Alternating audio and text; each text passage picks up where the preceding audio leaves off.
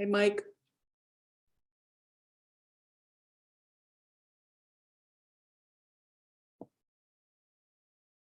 Hi, Mike.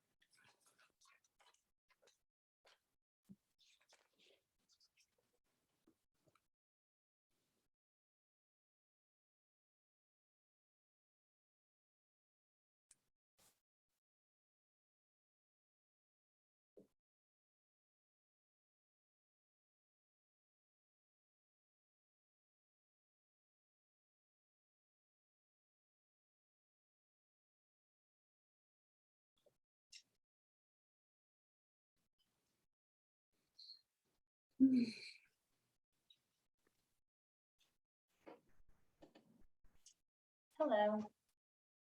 Hi, how are you? Good. I'm Colleen. I'm presenting on community solar tonight. Yeah, right. And how about you, Mike? Are you all right? So Mike was there a minute ago.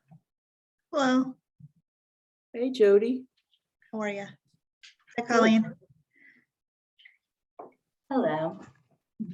So Jody, let me ask you a Yes. question. When Sure. I turn this on, it immediately starts recording. Mhm. Did you set it up to do that? Yeah, because you wanted the meetings recorded, right? Yeah, but the beginning part, it's all. You this can just chit-chat. pause it or stop it and restart it again. Do you Oh. see the Pause it? controls at the bottom? I don't see where. Unless maybe because I'm well, I think you're set up as the host too. Along the bottom, do you see like security participants? Like if you kind of hover over the bottom? I have participants chat, share screen, record. Oh, there's the Yeah, record. yeah, there. If you click that pause, you could pause it and then just start it again when you're ready.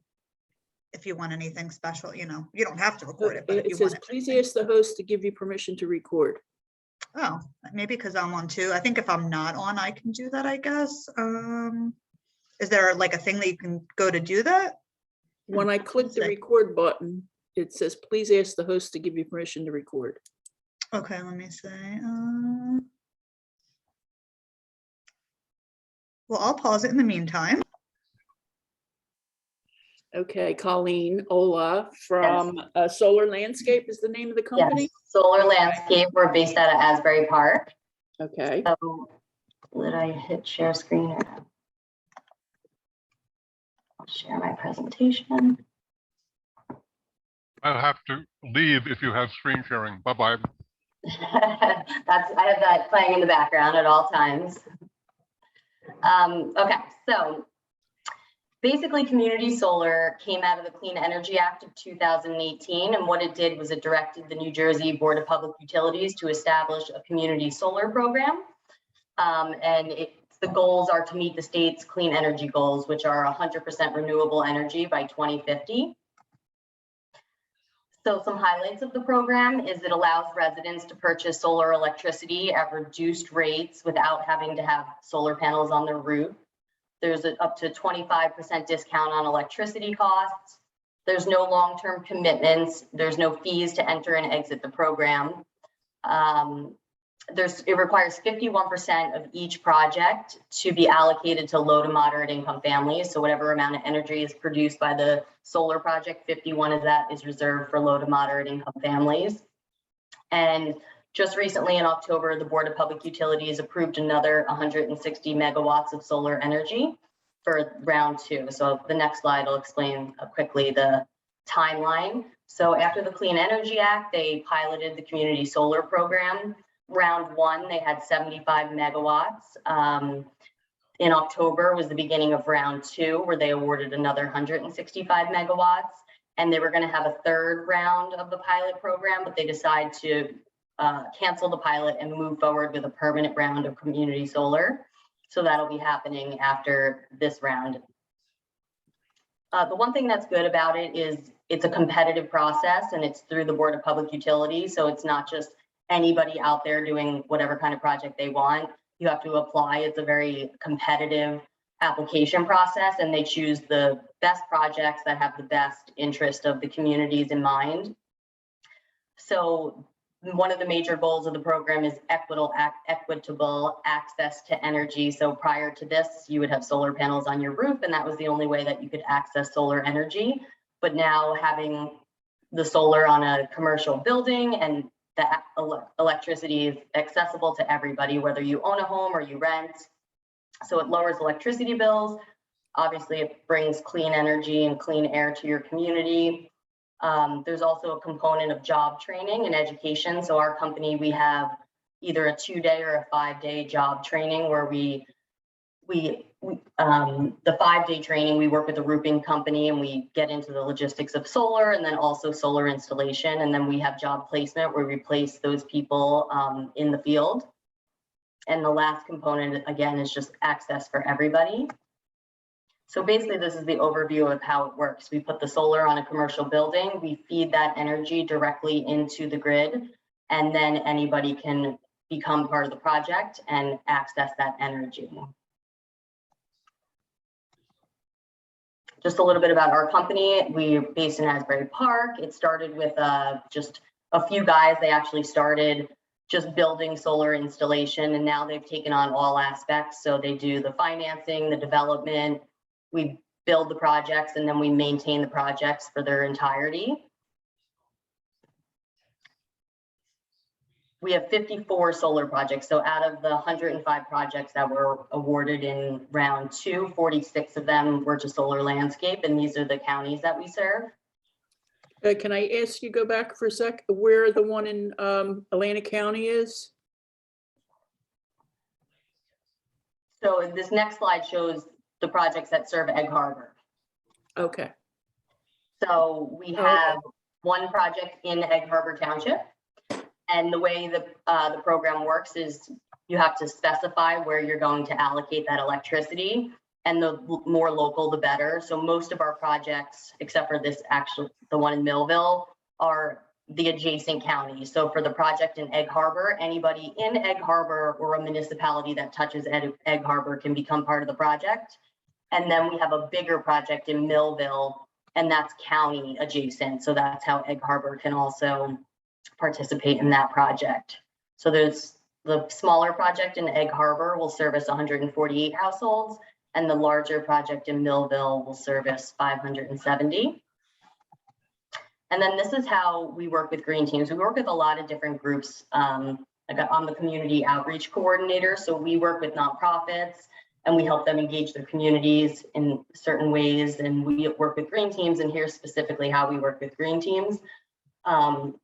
If you are trying to get certified through Sustainable Jersey, you can earn 25 points through community solar. So the first 15 points is to pass a resolution, and that just defines the criteria of a community solar project you would support. So I actually, after I go over this, I'll show you a sample. It's relatively brief, and you're just defining, like, we're not going to support projects unless they have a low to moderate income component, or we only support projects that will offer a 20% discount to our residents. So you define the criteria as a municipality. A project ambassador works in 2 ways. One is being an outreach partner for us. So putting us in touch with different nonprofit groups, especially that would have access to the low to moderate income families, in order for us to educate them about the program and let them know of the opportunities available. Or just being a general outreach partner through the municipality. If you posted something on your municipal website, or you had flyers or social media posts, pretty much any way that you're showing that you endorse community solar. The last additional 10 points is for workforce development. One is giving us a space to hold a training. The trainings are free, so just giving us a building that we could do the training in, or any way that you help promote it, like a flyer or getting the word out to your community about the training. And the last is being a low and moderate income advocate. So just saying that you're going to support projects that have an LMI component. But I was saying to the Linwood City Green Team, only projects that have that component got awarded. So every project that is available now in New Jersey has a 51% low to moderate income requirement from the Board of Public Utilities. So this is the 25 points that you can earn toward. Are you guys currently certified? Yes. Okay, so these 25 points would go towards recertification. So that's kind of the overview. I could show you, hold on one sec. I'm getting over a cold, now I'm choking.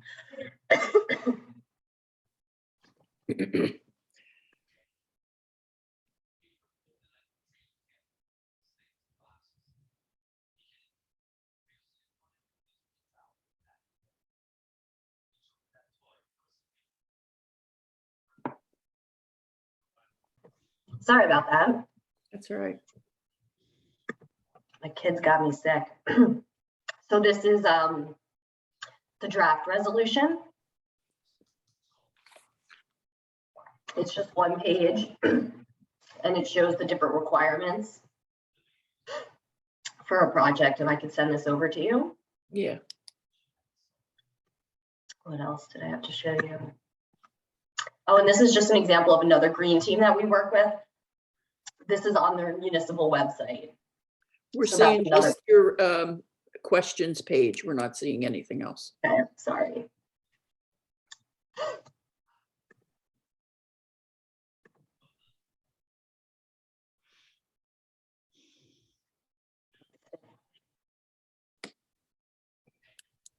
Okay, there you go. So this is how they're showing that they're supporting community solar. They have an info page on their municipal website, a video, ways to sign up. And another thing I explained, I actually looked at your service area, and I don't believe that there's competing projects, but in order for a municipality or a green team to support community solar, you do not have to support a specific company. You're just supporting this clean energy program. So if there were competing projects, you'd be well within your right to advertise all of the opportunities for your residents. Do you have any questions? Like, could you just real briefly explain to them like how it actually works, like how someone, what happens like when someone would sign up, and like where do they go to sign up? So we have a website. It's gosolarlandscape.com, and when you sign up, you enter your utility account number. And because we work with the utility, then they know you're a part of the program, and they allocate a specific amount of electricity that we figure out like how much you use a year, and a portion of your electricity, as much as can be provided from the solar project, is provided, and you get a credit on, is it ACE in your county, right? Yes. So on your ACE bill, there would be a community solar credit. So if you had $100 bill, and $80 worth of that was the electricity that we were able to provide, you'd still get a small $20 bill from ACE because they provide the lines and the connection, so the service fee and whatever electricity was not provided from the solar project that month. So you'd see that credit, it would say $80 community solar credit, you would not pay that, then you would get a bill and it was a statement, and it would show the $80 minus the 25%. And people always ask about consolidated billing, and that is something that the BPU wants to do, but there's a lot that needs to go into it. So between the different utilities, so that is not a reality right now. And it should be soon, hopefully, with not that soon, maybe a year or two. Our company is actually looking to partner with this other company, Arcadia, that consolidates the billing. So before these projects in Egg Harbor go live, it might be possible that all of that information is consolidated on one bill. And that's pretty much it. You enroll in the program. Whenever you enroll, you'll start receiving community solar credits on your ACE bill. That bill will be significantly lower. You would get the statement from Solar Landscape that shows what you saved and didn't pay ACE, and then we take 25% off that. And there doesn't have to be a solar project here in the town. It does not. but you guys are Egg Harbor, so it actually is in your town, but, Well, no, Egg Harbor Township is a bigger community. We're a smaller section of Egg Harbor City. as long as it's like we touching can an first, but- adjacent yeah, any adjacent municipality. So it doesn't have to be in your town. Okay. I'm Wow, sorry, could that's you a- elaborate on that? Because I thought you said Egg Harbor Township was the municipality and Millville was county? Yeah, Did I understand that correct? Yeah, we were awarded 46 projects. 45 of them we applied for municipality adjacent, meaning we think that we could fill this project with just the town the project's in and the adjacent municipalities. But that project, because it was such a large project and it's in a more remote location, we applied through the BPU for county adjacent. So any county that touches the county that Millville is in. Okay, thank you. That would be Cumberland. Okay. We don't, yeah. I Do we don't know if we're adjacent. Are we adjacent to Cumberland? I would Yes. have to look at a map. Yes, we are. Okay. Are we? Do you know where Rick, do you know where the Egg Harbor Township solar is? I do not, but we are not adjacent to Egg Harbor Township, as you know. No, we're not. But if there's another one coming up near us, Yeah, I guess I was confused between Egg Harbor and Egg Harbor City, I guess. yeah, we're a small town on the northwest. Galloway and Hamilton are between us. Okay, I'll have to check this out then. I'm looking at it right now, and Atlantic County does touch Cumberland County at Vineland. Yeah, it does. Right. And Okay. Just Okay. like Morris River The Township. Millville project then. Millville, yeah. So our residents could sign up to support solar in Millville and we'll get a discount. Yes, because the So whole, how many households could participate in that? Do they have a limit? yeah, the one in Millville, will 570 households. But that's filled now, so nobody else can get in. No, we didn't even build this project yet, so it's wide open.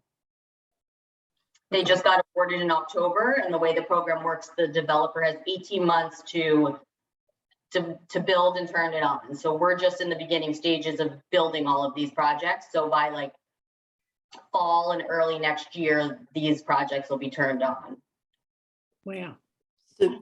So they have the sites and everything that they're building on in Millville? Yeah. Okay. And what is the criteria? I'm sorry if I missed it in here. What is the criteria to sign up for this? Just a certain income? 49% of the spots on the project can go to anybody.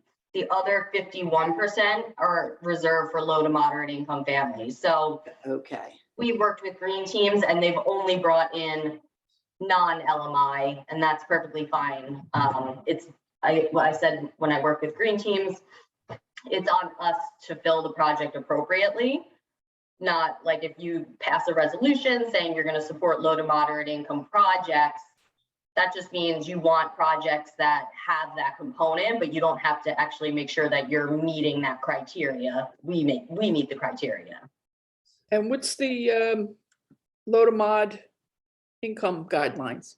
Well, they just got a whole lot more complicated because for round one, they were just self-attestation, but that is no longer the case. Like there's going to be different criteria that qualifies you as low to moderate income. So different government programs that you're a part of or a certain income level. We actually just went to the Senate to protest that, saying that people shouldn't have to prove low to moderate income with these different, there's so, we don't want there to be so many barriers to entry because we found in round one that people were really very honest, nobody was trying to cheat the system for an extra, because there used to be a component where you get an extra 5% off if you were low to moderate income. But now our discounts are flat across the board. If you come in through a municipality, it's 25%. And if you come in any other way, low to moderate income or not, it's 21%. So really, we don't want to make the process so difficult that low to moderate income families are discouraged. But it's still still up in the air at this point. But yeah, for round one, they just had to check a box. So who sets up the criteria? You said the municipality sets up the criteria? Did you say? Well, for the resolution, like if you guys were trying to get the 25 points through Sustainable Jersey, Right. you would, so let's see, you can see this now on my screen. I see the same one. It says sign up today to reserve your spot. Really not good at this, I guess.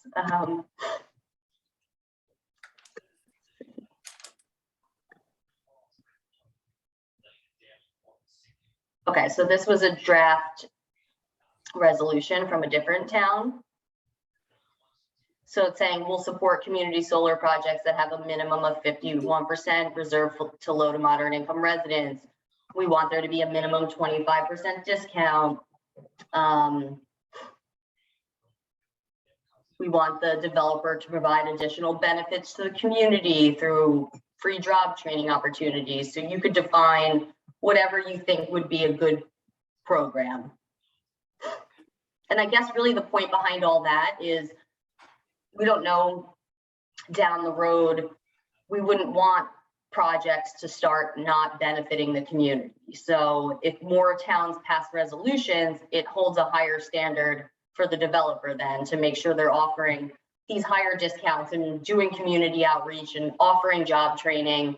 And really that's the way the BPU like sees the program, as being like involved in the community and benefiting the community as much as possible. So I guess the point of the draft is if towns start drafting resolutions and setting the bar high for projects, then developers will have to make a good offer. So these discount rates that the municipalities would ask for, are they competitive? Are they going to say, okay, well, we can't give you 25, so you can't participate? I'm not sure I understand. Well, you're saying the towns, the municipality decides what the discount has to be in that town, right? So if our council says we want a 25% discount, could we be kicked out because a developer can't offer that discount? Yeah, Could like, I offer 15 or? like there was another project in your area that would only offer a 15% discount, you're saying? Yeah, like if Okay. that's what, Your residents would still be able to sign up. There'd be no barring them from entry, but that wouldn't be something, that wouldn't be a project that you would be supporting or advertising or promoting on your website. Like whatever you define in your criteria is what you think is a good project and is fair to your community. So those would be the projects that you back as a municipality. and so this resolution, does it have to support a specific project or is it just general for the whole state?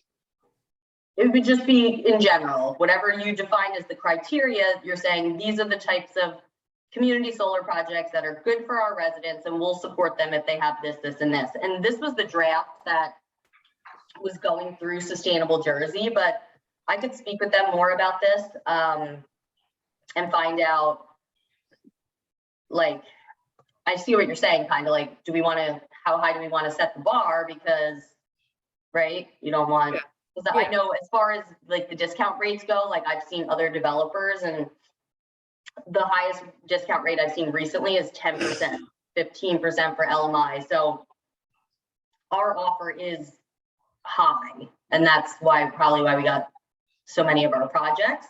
But you wouldn't have to make your resolution, so you know, you wouldn't have to set the bar that high if you didn't want to. Mm-hmm. Well, I had a solar investigation done on my home, and leasing my roof to a solar company, I would only get like a 10% discount. So to me, it wasn't worth doing it, giving my roof away for just a 10% discount on solar. But this is a lot better because you don't have to have the solar panels. Same, I put the only exclusion to the program, you cannot participate if you have solar on your roof. Well, I guess not. I have solar on my roof and I did it when I was like in my 20s. I have no idea what I agreed to. And I'm pretty sure I like pay more now. Yeah. So So I was like, no, you can't have my roof for just like $3 a month, you know, Exactly, gotta yeah. be better than that. So. Yeah, well, really, this is, I the thing think about this program is because it's regulated by the state, like, there's no way for anybody to be taken advantage of. Like, the discount rates are, they're legal contracts with the Board of Public Utilities. They, yeah, I mean, it's not like a just random developer can come in and make promises and go against that. Mhm. So really, the bottom line is with this program is it's a guaranteed 25% off whatever your electricity is provided from the solar project.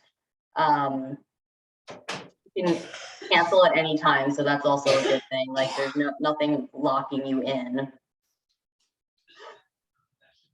Can you send Jody that draft, or I guess she probably already has it? Jody, you there? I Yeah. just took a screenshot of it.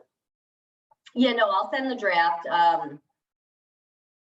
There's another thing. I have to double check. Let me stop sharing real quick, because now I'm confused about Egg Harbor Township and Egg Harbor City. There was a list here. Let me see what it says. Yeah, it just says Egg Harbor. So which one would that be?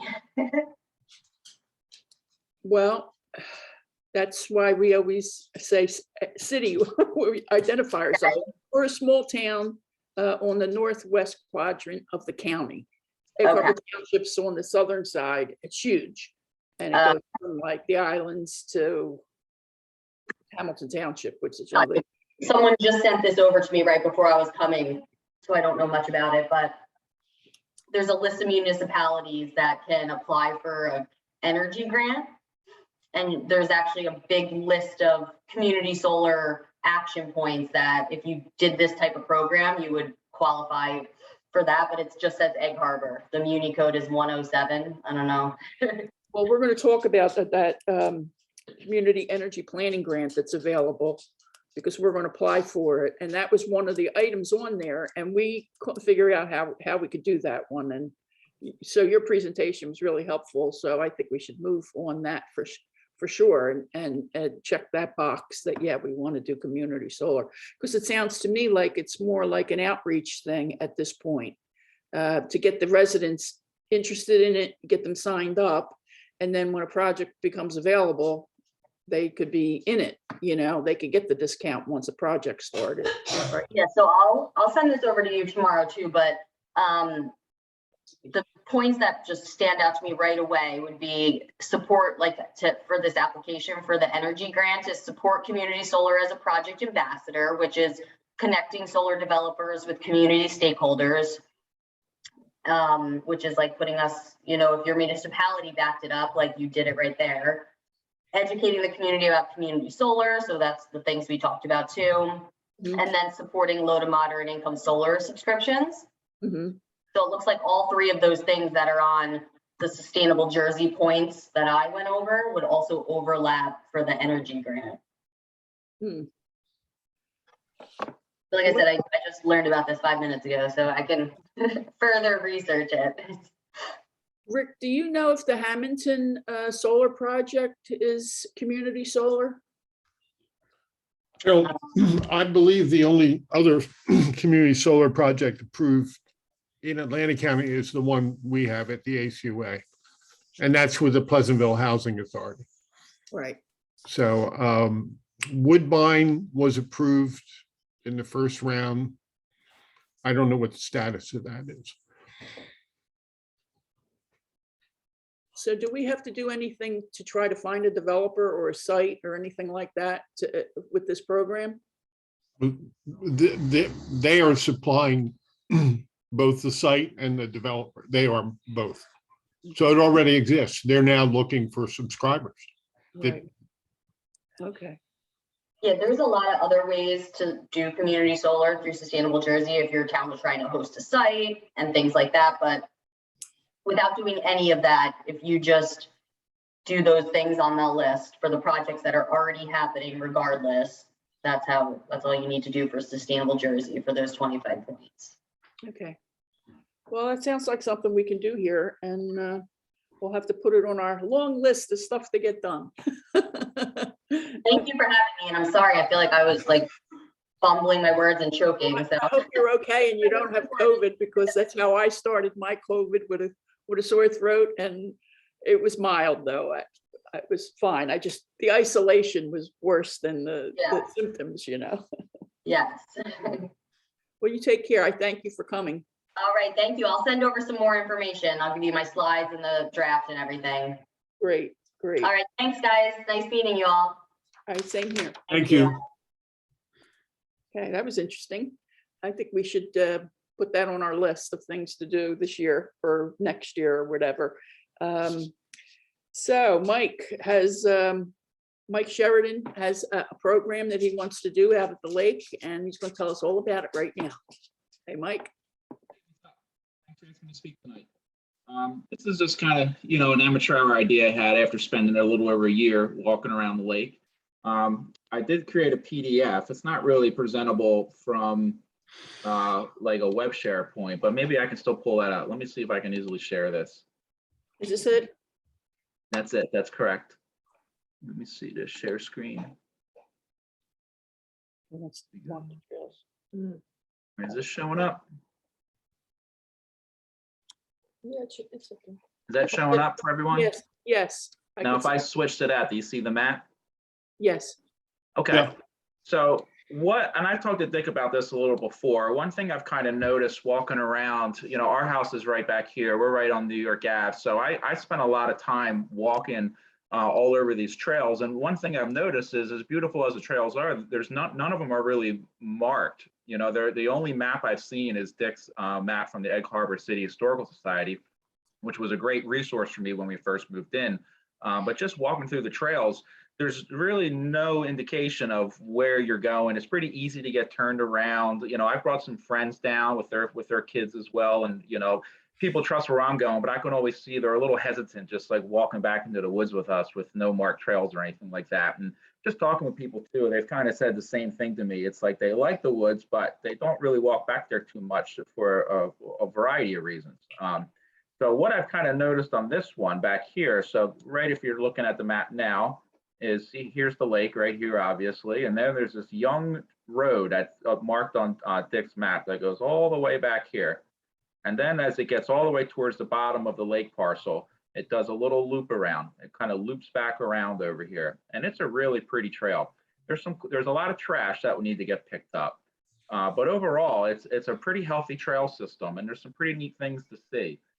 There's a lot of Atlantic white cedar all right in this area. So you have Atlantic white cedar here. You got a little bit more of it here. And obviously this real thick thicket on this side too, but there's no easy way to cross this bridge. Towards the back end of this trail system back here, you have a lot of mountain laurel, which is pretty cool. That will bloom in spring and give like real pretty white little flowers. It's also, let me scroll down a little bit. They would look like this. And this one's actually from, it's not from that same area. It's from a different trail on the west side of the lake. But there's sections where these will all bloom for like 2 weeks, right around the same time.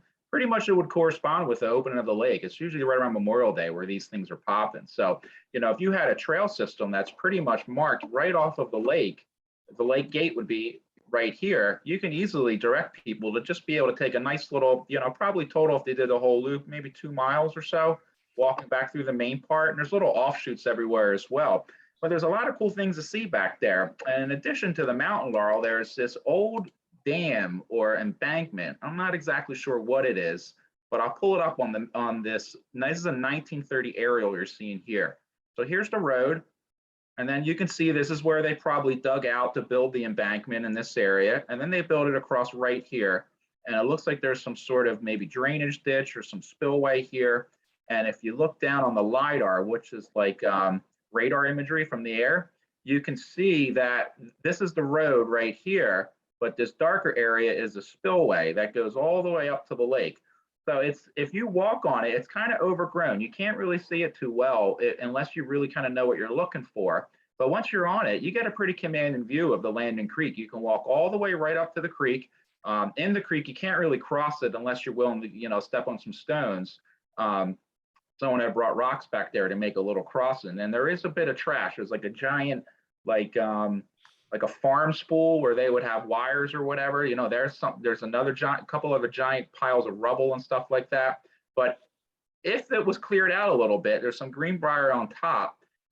It would be a nice little pretty thing to go check out. Go check out the waterway. You wouldn't obviously be able to cross it too easily, but it's still cool to have. So if you just cleared that old dam out, if you cleared out some of the trash, maybe cleared out some of the greenbrier around the Atlantic white cedar, you could install some signage and maybe some like historic placards about if we can figure out what this dam was. Maybe some other signage about the mountain laurel, about the Atlantic white cedar, and just start to direct people to the abundance of nature that's right at the lake. You know, I think right now at the lake, a lot of people are coming, they're coming just for the lake attraction. You know, there's not too many people, I think, are really even aware of the hiking potential that's back there. But I do think if you had like something marketed as an Egg Harbor City Nature Trail, or however you wanted to name it, you could then market that, you know, on Facebook and the newspapers and all around, and try to start attracting people to the lake that may not particularly be interested in going to the lake. You know, there's each side, if I zoom out here too, and it's not even over here, almost every side of this lake has some really cool stuff. You know, there's some old trails that hug all along this cedar here. These are old logging roads, I'm pretty sure. There's a section where it's corduroy, which are like where they cut the cedars down and laid them down, where some of the water goes over the road. On this side up here, there's an old airfield where back in here, you got a lot of cool nesting birds where it's all grown in now. And then there's this trail that goes out to here. This is a spung, which is pretty sure is an Ice Age feature back here. So you have all. Say that again. What is it? No, I'm pretty sure it's a spung. I'm not 100% positive, but if it is what I'm thinking it is, and I've talked to a couple other people about it as well, it's an Ice Age feature where the sand was already interacting with the groundwater, and when the winds were coming off the Laurentius ice sheet, it will carve dunes all over South Jersey. But when it hit these water areas, it made like ridges around it, and they usually look in a circular pattern like this. So what it is, it's like the groundwater is all up at the surface, and in the winter the water will rise because the trees are dormant and not drinking it up. And then during summer, it will become a little bit more dry as the trees drink all the water. And then you have like the Pine Barrens tree frog and other rare creatures will use that as pretty much their nesting grounds because there's no fish in it. So they kind of become their own little ecosystem. So kind of went off tangent there a little bit. I guess the point I'm trying to make is that there's so much cool stuff to see just in the lake parcels itself.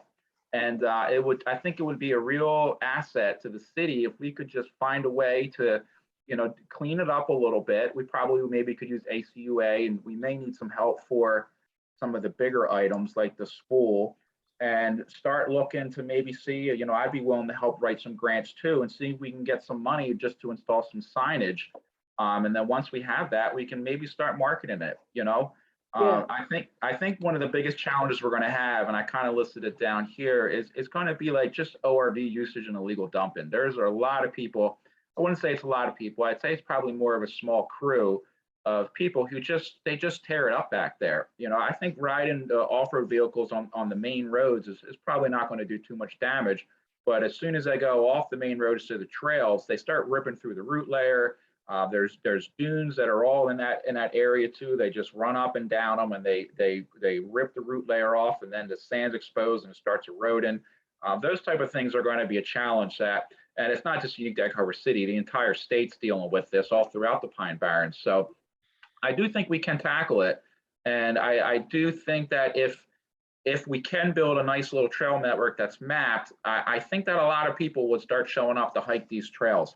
You know, my family, we go all over South Jersey to different hiking spots. You know, and one area that made me kind of think of this is like Winona Woods. There's a Winona Woods Conservancy where it's kind of like a subcommittee of the council, and it's all volunteer ran. And they do a really good job on those trails, and they release their metrics every year. They get like 20,000 people to come and use that trail every year, and that has spillover to their little downtown area and some of the other restaurants that are nearby. You know, a lot of hikers will go and hike for the day, just like ourselves do as well, and then go out to eat afterwards. So I do think like having a good trail network, even though it's not directly connected to downtown, I do think it could help the town a little bit, especially the restaurants and the ice cream shops and things like that. So I know we've already talked a lot based off the last presentation too. So I'll just stop talking now. And then anybody I else like the idea. I always thought that those trails should be marked myself. I am concerned about the off-road vehicles going wherever they want. And I think that if we had an off-road area marked that this is for off-road vehicles, they might stay out of those other more sensitive areas. And it may. Yeah, I think a lot of it is education and not having a place to go.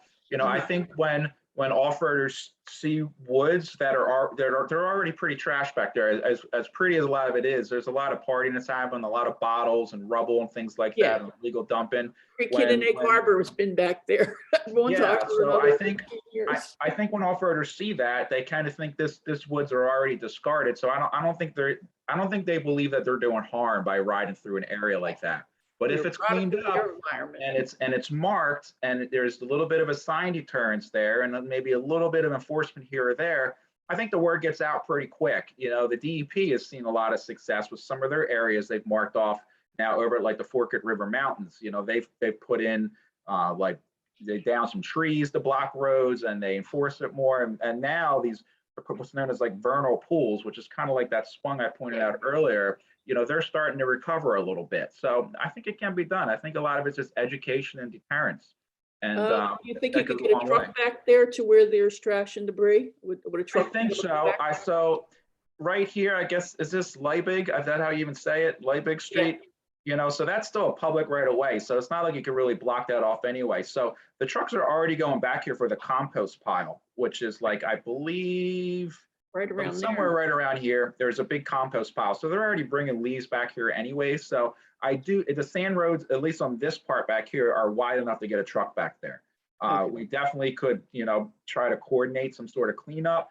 I don't know what the liability issues would be for volunteers cleaning up some of the bigger items, especially that like giant rolling spool. Like I can imagine that thing rolling and killing somebody. It's that big. It's a gigantic farm spool. So there are some things that probably aren't best done by volunteers, but I do think we can do it. I don't think it's going to take too much effort to get it done, and I'd be willing to help out in whatever way I can. Yeah. Have you talked at all to Ehrenhafen about this? I mean, they manage some lands further back. But a little bit. Mostly talking through Dick. Dick's the one who pointed me to. Right. That group, and also I've read the forest management plan as well. I have never seen a map yet of which lands they manage versus which the city just manages itself. But I do think there's a lot of synergy there where they could even if I'm working through them or whatever, that could be an arm that they use as well. There's just so much potential. I mean, you want to start with a short trail, but you can zoom out. Like you can pretty much walk. You can walk all the way along the Landon Creek, all the way out to the old Gloucester Landing out here. That's if you go there and back, that's a good 8-mile hike. Same thing going this way. Now, a lot of it goes into Mullica, but you can go all the way around here and back, and there's these old cranberry bogs back here and farms, a lot of dense cedar over here. I've probably mapped out probably 50 or 60 miles of trails, just starting right at the lake, where you're not really crossing any roads or anything. It's so much woods. Now, I know a lot of hunters use it as well, so there have to be a little bit of partnership with them as well. You don't want people walking off trails too much if people are in stands and things like that. But the trails themselves have a lot of potential for like a pretty big area to hike and just explore. And I do think that once you mark them and they're cleaned up, you can really start marketing it around to the region. People will show up. People will definitely. You look at like other counties, like Atlantic County, Estelle Manor Park. That's not super old. They've done a lot of work there. A lot of people go there to see their Atlantic white cedar. They have a real nice boardwalk trail. The Tom's Pond Trail, Basto is another one where it's just constantly people coming through. If you've ever been down to Cape May County, there's the Cape May Nature Trail down there as well that goes through a cedar swamp. And people really look for these Atlantic white cedar trails because it's such a unique ecosystem. You don't really see it in too many spots. and people like to go out and see them. And if you can have people park pretty much right at the lake and within 100 yards, they can be seeing a stand of them. That's an asset. You know, that's definitely a marketable asset. These trees have value, and we should be you know, enhancing that best we can. What you call it right here. And let me stop sharing now. Any other questions? Well, actually, I do have the share up. Great. Do you have any idea how much it would cost to like just get started with maybe that one trail that you talked about? I really know. I haven't really gone that far with it yet. I haven't really done anything with costs, you know, and this is, once again, I don't have a lot of experience in building trails or anything like that. I just have walked a lot of them, and I've followed a lot of townships with what they do. And I have seen some of the costs that townships run for some of the trails, but I really don't know. I think you'd have to clean some greenbrier out. If you want to look at the cedars, I don't think you have to start with anything super crazy, but I'd imagine signage and markers would probably cost a couple $1,000. Cleanup and the dump maybe the same amount of cost. I'm not really sure. All right. I would probably try to bring in someone who would be a little bit more knowledgeable about those sort of things. Okay. But I don't think it would be super expensive to at least do a pilot, just a small area here. Right. And get something back there. Just some signs right at the lake gate where it says, hey, come check out this nature trail. I think you would be surprised at how many people just start walking from the beach right to it. Exactly. I love it. I love the idea. We'll work on that. You know, there's several rounds of funding that come across our Sustainable Jersey a year. So maybe there's one that we could tackle in the summertime when that new round of funding comes available. Because that doesn't sound like we need a whole lot of money to do it. It's just recruiting people to clean it up and to do the grunt work. I mean, I physically can't do it. I think I can muster some help. I from the Friends of Egg Harbor City Lake group, right? I've already kind of poked. I kind of poked around people saying, okay, if I'm going to present this and send it to the mayor and council, you know, will people back me up when it's time to actually come out and clean? And I do think that we could get a sizable crew to clean up the rubble. We would obviously need a truck to throw the trash in. And the things that we probably shouldn't tackle is one that I could think of is there's a giant mattress bed thing. It's all the metal and then it's all rusted out. And then the other one would be that large farm spool thing that's actually in the landing creek itself. That thing, it's probably like 10 feet by 8 feet. It's huge. You would probably need a pulley system or get in there and chop it up with an axe or something. I don't even know. But it's there and it definitely should be removed. But those are the small obstacles I see right now just to that one area. And we can maybe then piggyback if that cleanup goes well and like early summer or something, we can piggyback that and do the other area, like maybe behind the Shaler grave. And there's a lot of trash back on those trails as well, or up and down Antwerp. There's just so much potential there where I really do think that just some signage and a general cleanup and just some deterrence, some physical deterrence there to stop the illegal dumping and RV usage, we may get some easy wins, you know? Yeah, great. I love it. Could I interject? Michael, I had a question. Sure. Did you check with the Pinelands as far as taking out any of the briars or anything? Because that could be a little bit of a problem. Yeah, that could be a just to make hassle. sure I all talked that's- with Jason Howe from the Pinelands Preservation Alliance.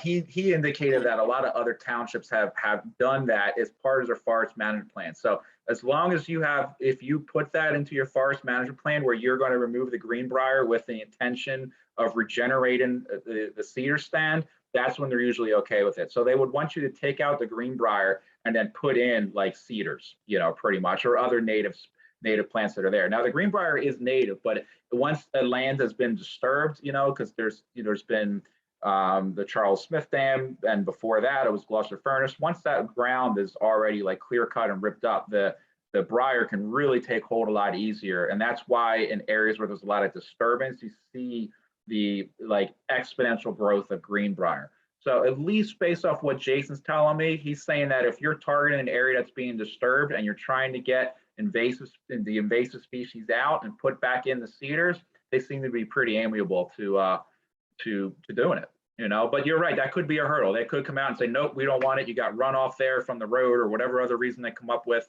And they may kill that, like, we don't want people coming back to that stand and even looking at it. We'd rather it be hidden, so you just never know what they're going to say there. I just want to make sure before you go too far, because I love it. I think it's a great idea. And I was just back there myself, as a matter of fact, the other week, looking at where the Boy Scouts camp, Yeah. because they camp back there. Yeah. So, I mean, you might be able to get them involved in it. And I was also talking to maybe the environmental college over at, let's see, at Stockton. I was talking to someone that works in one of the restaurants uptown, and she's in the environmental program. And I was telling her about this. And she Yeah, said, awesome. yeah, so if this goes, progresses, Mhm. I would definitely like to be a part of it as well. Awesome. Yeah, I think there would be a lot of buy-in. Like my wife, she received her PhD out of Drexel on the Diamondback terrapin. So she still has a lot of connections at Stockton.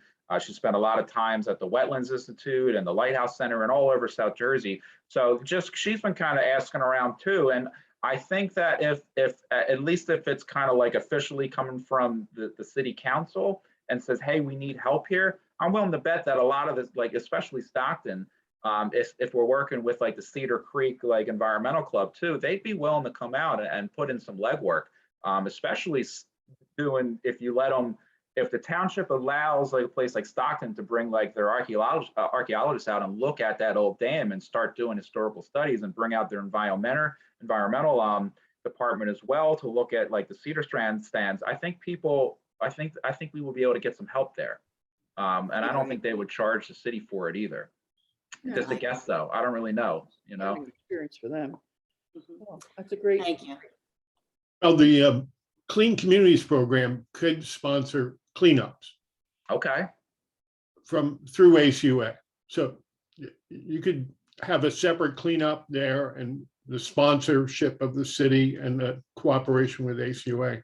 So the cost of disposal of the trash and some of the equipment necessary.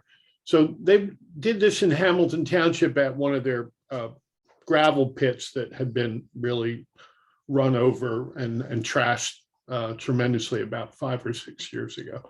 So this is something that some funding for and basically if we sponsored sort of like a cleanup day like we do every year anyway, citywide cleanup, just have a separate one for that area.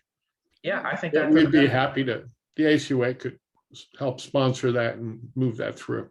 That'd be great. Do you know if they would remove bulky items like ones that volunteers may not be able to handle? Would they like actually come out to a river and pull this thing out, We have done that before. So we have Okay, some awesome. equipment that might be able to do that. So Yeah, because I was reading about like there was a big cleanup at Clark's Landing maybe in the last 10 years or so. And they had to like remove some old boats and things like that. So right. it And kind of made me think. I was like, if they remove the boat, they could probably remove a spool, right. So Steve Fiedler has been the sort of the lead on that Clark's Landing and basically all the stuff that's picked up at Clark's Landing comes through ACUA's Clean Communities Program. Awesome. We just did a big one in Ventnor, actually Ventnor West, their old landfill site, working with Ventnor, same thing. That's awesome. So it's very doable. Yeah, Excellent. All right. So what do you think I should do next? Now, I mean, I have this PDF I just kind of threw together over a couple of days. I worked on it. It's nothing too official. So I just kind of wondering what I should do next, to make this happen. This was a great idea, and I think you should name yourself chairman of this committee and just get working on it. I think, approval of city council to go in there and do that, but I think, I don't see why they wouldn't, want to Okay.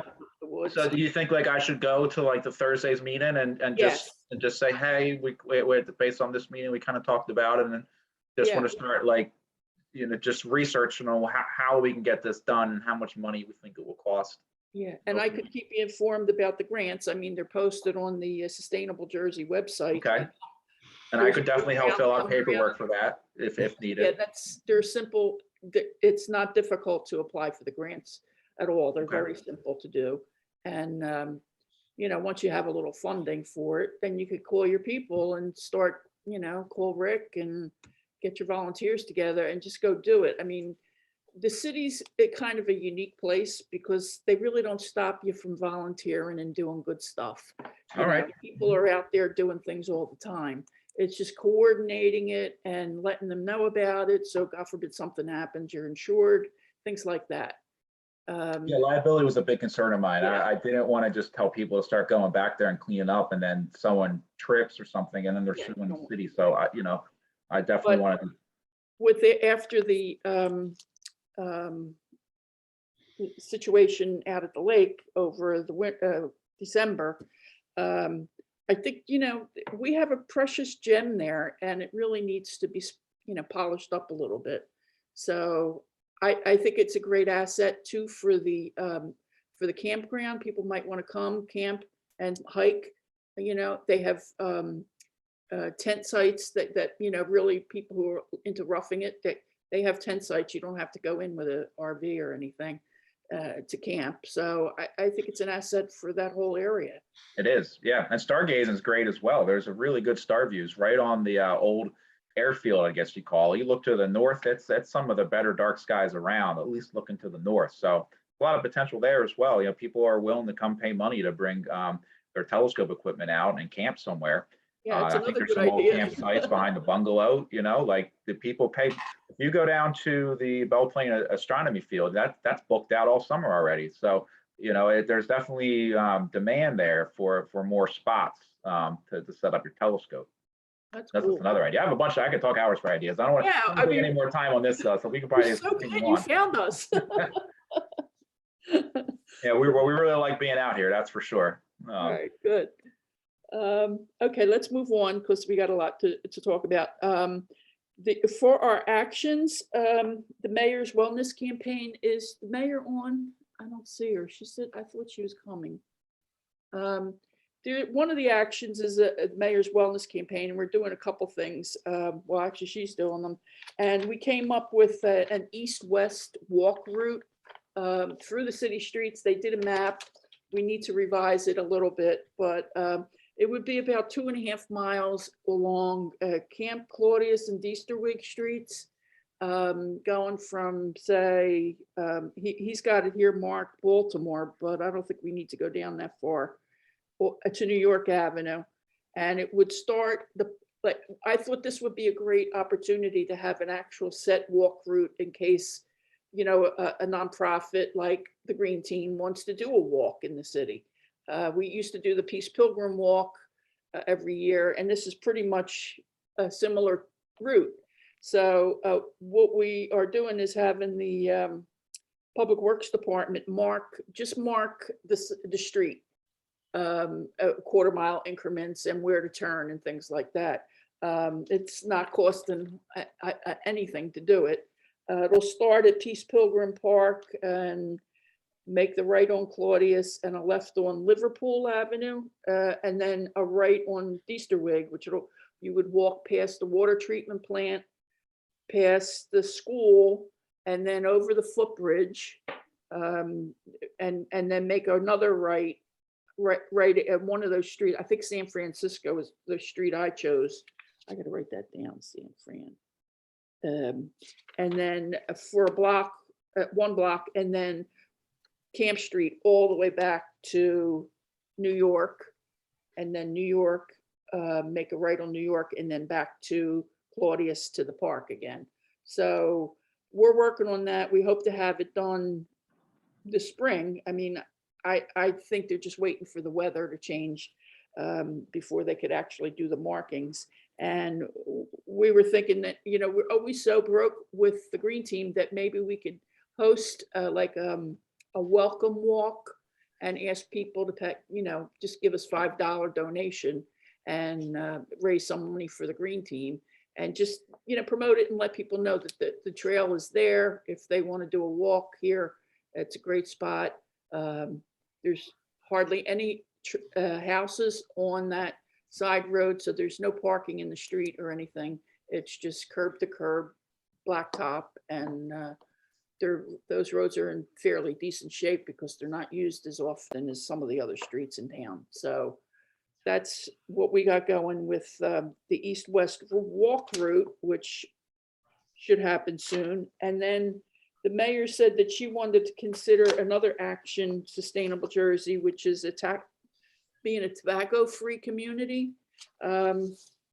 We did do tobacco actions when we first formed a couple of years ago, and we had signage put up and stuff, and we passed ordinances that you can't smoke in any of the city parks and things like that.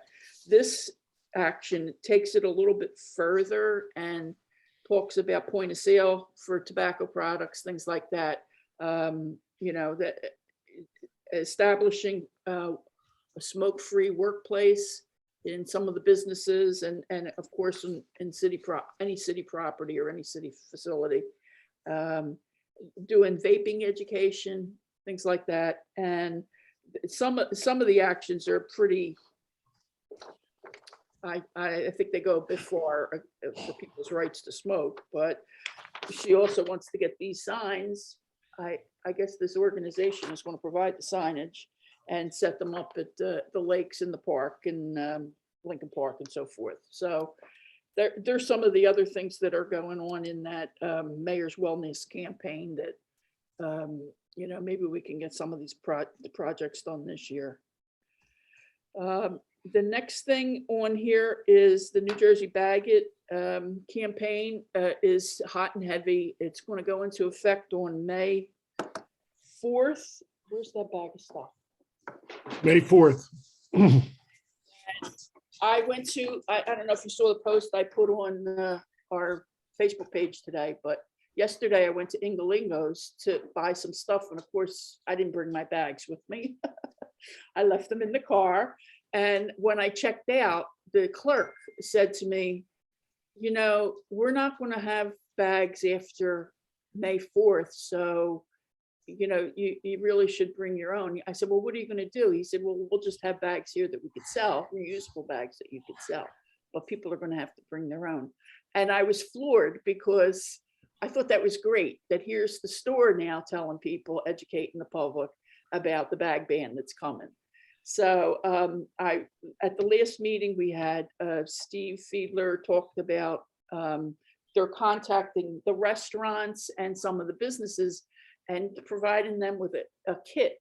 And in the kit, he's got things that, like this is a container for takeout food that is made out of, what's it, with corn? This is made from corn, so it's biodegradable. And they're already using these cardboard boxes, she said, that if for, you know, like doggy bags and so forth. He's also got suggesting that they use wax paper bags to take home like a half a sandwich or something like that. So they're going around to all the businesses, and I asked them for a kit, and I would like to get, I mean, I don't go out much. I don't go to the restaurants and stuff, but I know some of the other people go all the time. And I was going to ask our members who do go to talk to the business owners about giving them this list, which I think there's, oh yeah, here it is. He's got a list of all the vendors that sell these products that we could just hand them the list and say, if you want to order any of these products, these are some of the vendors in the area that sell them. So that's what they're doing. I think they have a lot of restaurants and stuff to contact. And where's my list? I had, I can send an email to all the business owners in town. We have a list, but we have about 20 that include restaurants and stores that use bags all the time, that I would like to see us make a personal call on these businesses, like, well, Inkalingo's I told you about, but like there's that little harbor market on Philadelphia Avenue, Captain Howard's, things like that, Discount City Liquor, the liquor stores. They gave out nice reusable cloth bags that had partitions in them so that you could put like 4 bottles of wine in them. And they were giving them out over the holidays. And I was like, wow, these are great. I left it in my car in case I ever go to liquor store, because you know how the liquor bottles clang together. These are all separated, and it really, really nice. And they must have cost a couple dollars that a piece, you know, so it was nice to see that. And then we have Crossroads and the new Firehouse Cafe. Yeah. Yeah. Can I say something about the Sure. firehouse? They're already doing that for the takeouts. They're using the good. corn, yeah, the corn containers. Oh, good, good, excellent. So if anybody wants to volunteer to do this, just contact me. I could share the kit with you. And like, if you know you're going out to dinner or something like that, or you're going to the diner, you know, maybe you could pick up the kit and just share it with them and get, you know, I could scan all these that he gave me, Steve gave me a whole bunch of stuff about the law, and I could scan these in and have a PDF that I could share with everybody. So we'll do that in the next week or so. It's coming up really quick. I mean, we're almost to March already, and this goes into effect May 4th. So we need to get going on this. The other thing Mike was working on, if you could talk a little bit about the iTree program. Dick Colby visits all our street trees every year and notes their condition and so forth on an Excel spreadsheet. But all the DEP and all these organizations, when you apply for grants, they want they want it in the iTree program, and there's layers that they can filter stuff out. And it's really complicated, too complicated for me, but Mike has been working on it. So why don't you tell us what you got accomplished so far, Mike? Sure. I still haven't loaded the data in the iTree yet. Where I'm at now is I've created the project for Egg Harbor City. So you define the municipality and like the borders of the actual town, and you define what type of project it is. For us, it's just a general canvas of the trees. And then you define your fields that you want to capture. They have some required fields, and they also have some fields that they recommend.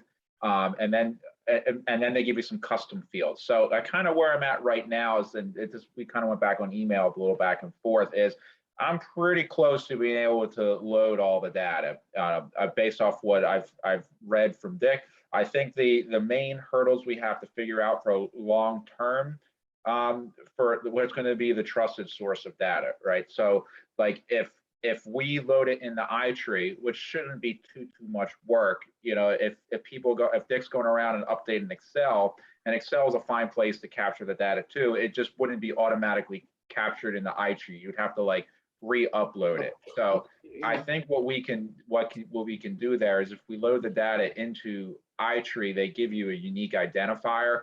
I could then pull that data, you know, back into Dick's Excel, and at least he would have an ID there to know if this entry exists in iTree or not. So that'd be pretty helpful. The fields, the data we don't have that they want is mostly around the width of the tree. They, you know, how much shade cover is there. We don't have any of that. We could go through one by one and start capturing it where we can, or next time we're doing a walk around, we can just try to estimate it there. And the other thing that would be a little bit of a hurdle would be the fields around like the type of house and some other data columns that Dick's already tracking. I don't think there's going to be an easy way to load them in the iTree. They give you 3 fields, so that's pretty much it. So the outside of those issues, the only other one I have is there's a lot of missing lat long data, which I can run a script for. I can write a script to take the address and then get the lat long of the middle of the parcel. What I won't be able to do, it won't be exactly on the tree itself. I won't necessarily know what tree it is, but it would at least be the house. So I just don't know if that's valuable data or if we should not even do that script. So I'm still learning a lot about iTree. I don't really know if like, are they going to be against like just an estimation of the lat long, or they're going to want to be really precise? Would they kick it back and say your data is not pure enough since we don't have the circumference of the trees and things like that? So I'm still learning a lot, but I think I've made some progress there. So that was a lot of words, probably about tech jargon. So I don't know, Dick, maybe you want to chime in a little bit and let me know what your thoughts are on this. Okay, What do you think, Dick? pardon? What do you think about that? I think it's fun. Okay. So when you go out, do you do the circumference of the tree? You measure? Of the crown, I don't normally do that. I think the way to do that, or I would suggest the way to do that, is to use Google Earth photograph, and you can actually look down on every tree. You can blow it up so that the tree is right there in front of you, and with a ruler you can measure it. Yeah, that's a good idea. I think that could work.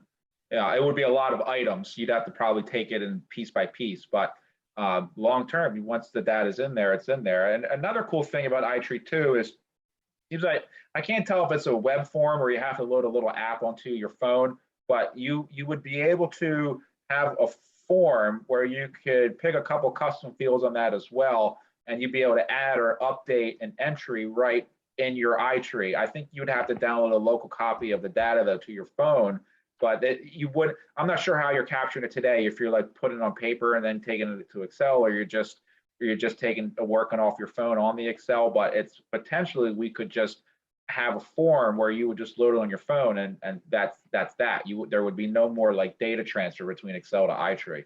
It would just be an iTree. I'm hoping that the tablet that Mark Maxwell left me when he died will be able to upload my total Excel spreadsheet, and therefore in my walkarounds, I'll be able to do it directly into a database and not have to put it on paper first. Yeah, I think that would save you a lot of time too. Definitely. So maybe with that, well, let's see how easy and clean, because it has to be approved, right? I have to send the iTree project file like from my computer. I have to then send that to iTree, and then they review it and let us know if the data is like clean enough for them to load it. So maybe we do that first and just see what they say and see if this is like a data file that they'll accept. And then if they do, we'll look to build a form and start capturing whatever we can. And maybe I could help you load it on Mark's tablet and see if it works. It'll be a first for me too. I've never messed with this form either, but it doesn't seem like it's too much of a hurdle. I guess the only question I'm still a little hanging on is just the lat long data. So like if I run a script to use the address, because all the addresses are clean in your file, if I did that for the missing lat long rows, if it's centered like on the parcel, is that going to be good enough for that data field? I can't answer that question. You'll have to ask iTree. Okay. The advantage of Google Earth is that you're actually looking at each tree. And if you use findlatitudeandlongitude.com, which is an address I sent you, then you put an X right on the tree and it tells you the latitude and longitude in any dimensions you want. That is degrees, seconds, whatever you want. Yeah, that could work too. I think sometimes when I pull them up, I'm not exactly sure what exactly tree it is. Sometimes there's multiple for each see what they say and then go from there. Jody, are you there? Jody? Sorry, I think I hit the button to stop recording by accident. I put it back on. I'm sorry. Jody, do you remember when we went to the Linwood Arboretum? There was a couple there that you did the iTree program, and yeah, maybe Avalon. Were they from like Avalon or Stone Harbor or something? Is that where they were from? I think so. I'm not Okay. 100% positive, know but who they that's were, what though. I'm thinking. I don't know them now. Okay, maybe Amy from the ACUA would know, because she set that up, and she might know who that is, and we could. Yeah, I kind of think they were from Avalon. Okay, I think you're right. I think you're at Avalon. Could I ask, what is the object of it? Just to identify the largest trees that we have in this town? I mean, what's the object of this program, iTree? From my view, it's just to have it in case we need it for applying for a grant, or, I don't know, whatever we would need with the state agency or federal agency. That is in our forestry management plan to get our trees into iTree. So it was a goal that we set 3 years ago to get this program done. So once you have it, it's easy to add to it. It's a permanent record, and it's accessible by other communities and anybody who goes up on the iTree database, they can, like the state can look at it and say, Are there certain types of trees that we're looking for, or all of the trees? I don't well, understand. you could do all of the trees, like they could do like you could do the cedar stands out at the lake if you knew where they were. But for our purposes, Dick's been doing the street trees for years. Okay. And I just, we're trying to keep our street trees at this point. So, Well, I having have a recorded- huge mulberry tree in the back of my yard. I don't know if that would, it's huge. I don't know how old it is. I don't know if that would be anything of interest. Yeah, well, I Just think so. putting it out there. Okay. Okay. Yeah, and then once we have it, and if we wanted to add to it, like your tree, like you said, then we could probably find, what do they call those trees? I just wrote a story about it, where they're like the oldest trees in your community and things like that. champion Okay. trees. is usually Champion the biggest one. trees and stuff. Because, So, yeah, the state keeps a list. So if you always feel like you have a huge tree in your yard, you can measure it, you like right at like breast level usually, and then to measure all the way around and then check against the list and see how close it is. Because Right. sometimes you'd be surprised that, they find new trees all the time that sometimes are hidden in plain sight. Like the one you were sharing, Annette, was out at Batsto. So they found an oak there that was the biggest in the state, just pretty much it right looked by that big though in the picture, did it? I think I know which one they're talking about. You're right. It doesn't look that big, but once you're out there, it's pretty big. Yeah. There's like to actually think- places- Go ahead. Go ahead, Dick. It's okay. I like to think that at some point in the future, the city will take on what it once did, which was to manage the city's street trees, and might want to know which trees are sick and which trees need to be taken down and which trees are dangerous. And all that is on my spreadsheet.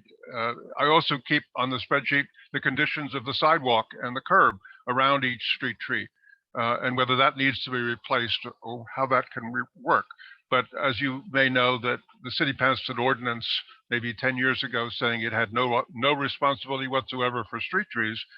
And that represented a change from the way the city's attitude from its very origins until that time.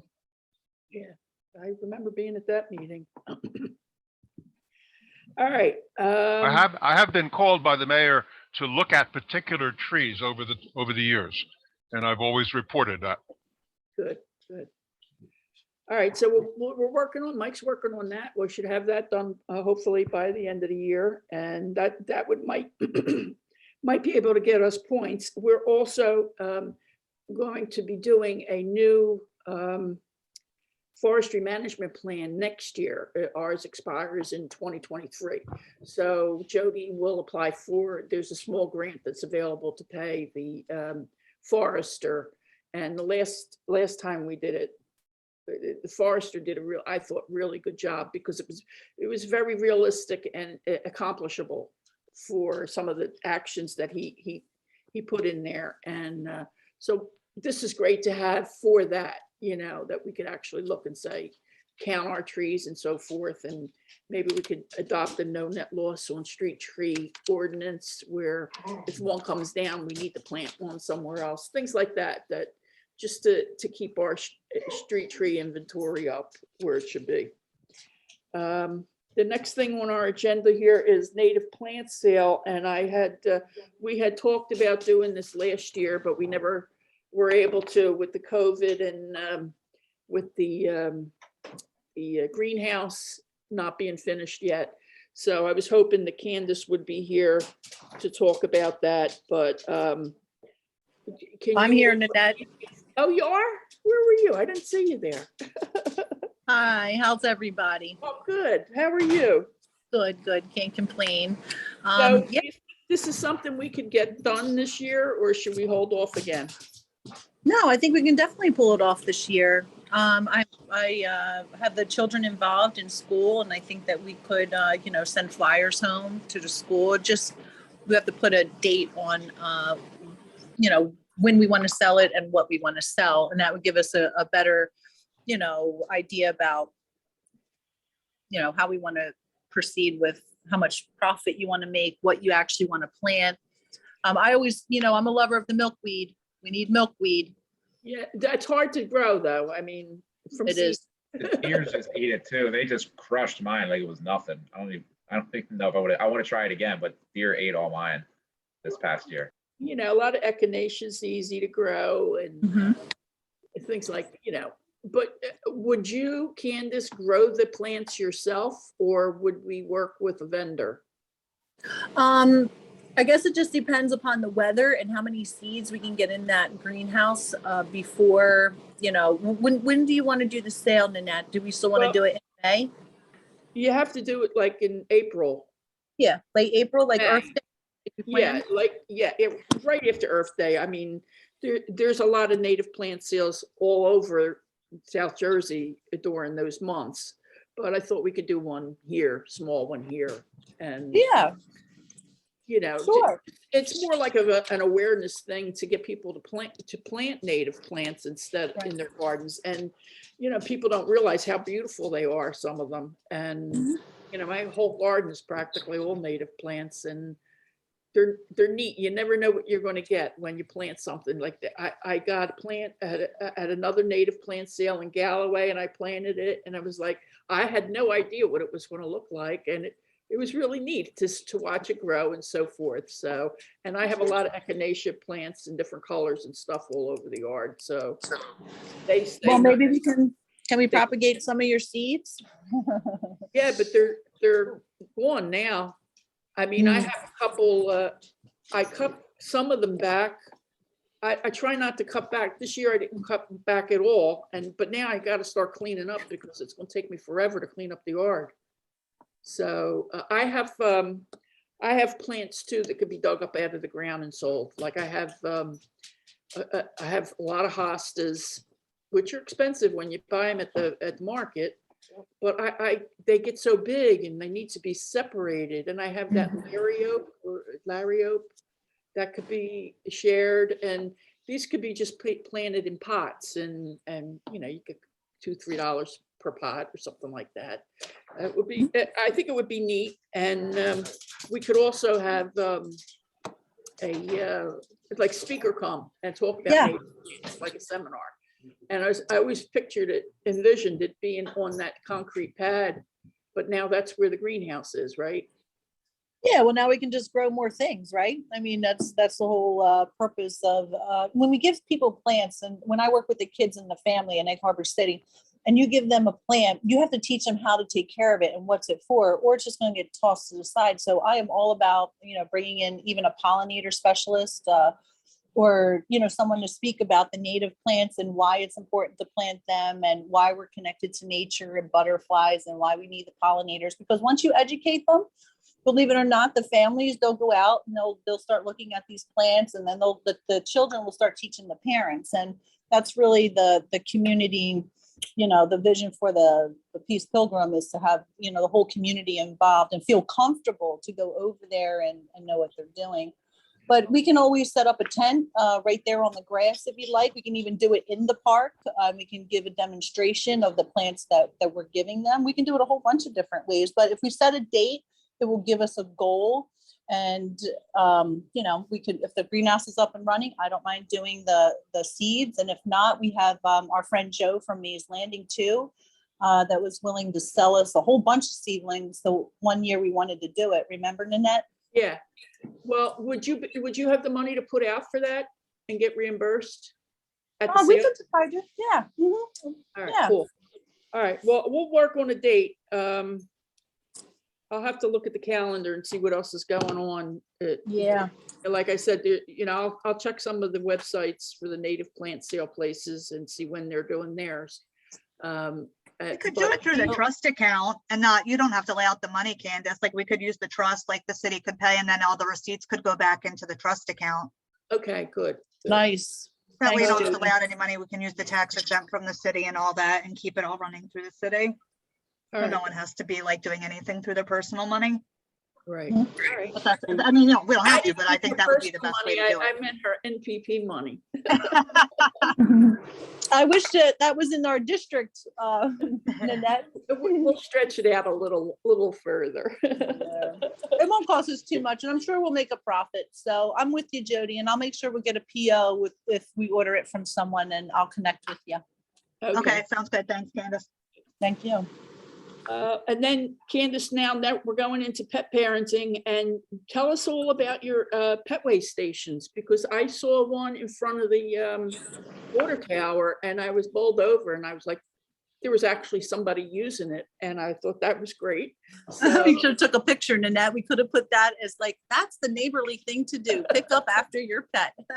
right. Well, that's the whole idea. Like if once are they all up now? Or you ordered 12? Yeah, we have 6 up and one is damaged. I talked to Ray the other day and he's gonna try and fix the one for us, but we still have about 5 to put up. So I'm here too to also take your input on some other places on Philadelphia Avenue that you feel we can that would be necessary. There's 2 going up, one across from Rittenberg Manor and then one in front of the VFW also, but none towards the really the 1, 2, or 300 blocks. So does anyone here have any other places that they see on the avenue that might need it? I didn't know there was a problem on the avenue. I mean, I'm thinking just on the side streets too. You don't have, do you have Cincinnati Avenue? We do up until the, I think it's just the 200, no, and the 300 block, Nanette. Yeah, where the senior center is. Yep. Mm-hmm. Yeah, so like for those streets too, because they have governor strips where the dogs like to, you know, defecate. And there's also, you know, my dog sniffs every tree, so I have to walk him in the middle of the street so I can get the walk done. If not, I'd be out there sniffing every tree and every inch of grass between, you know, my house and how far we go. So yeah, I would say, you know, because Philadelphia Avenue is so, the sidewalks are so wide and they're mostly all concrete. There's not much grass there at all. And the trees have the grates on them, right? So Right. I didn't know there was a problem with dog feces on the avenue.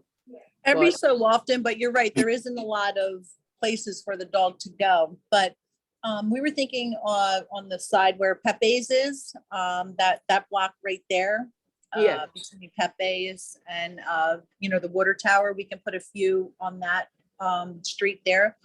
What about, what is it, London Avenue?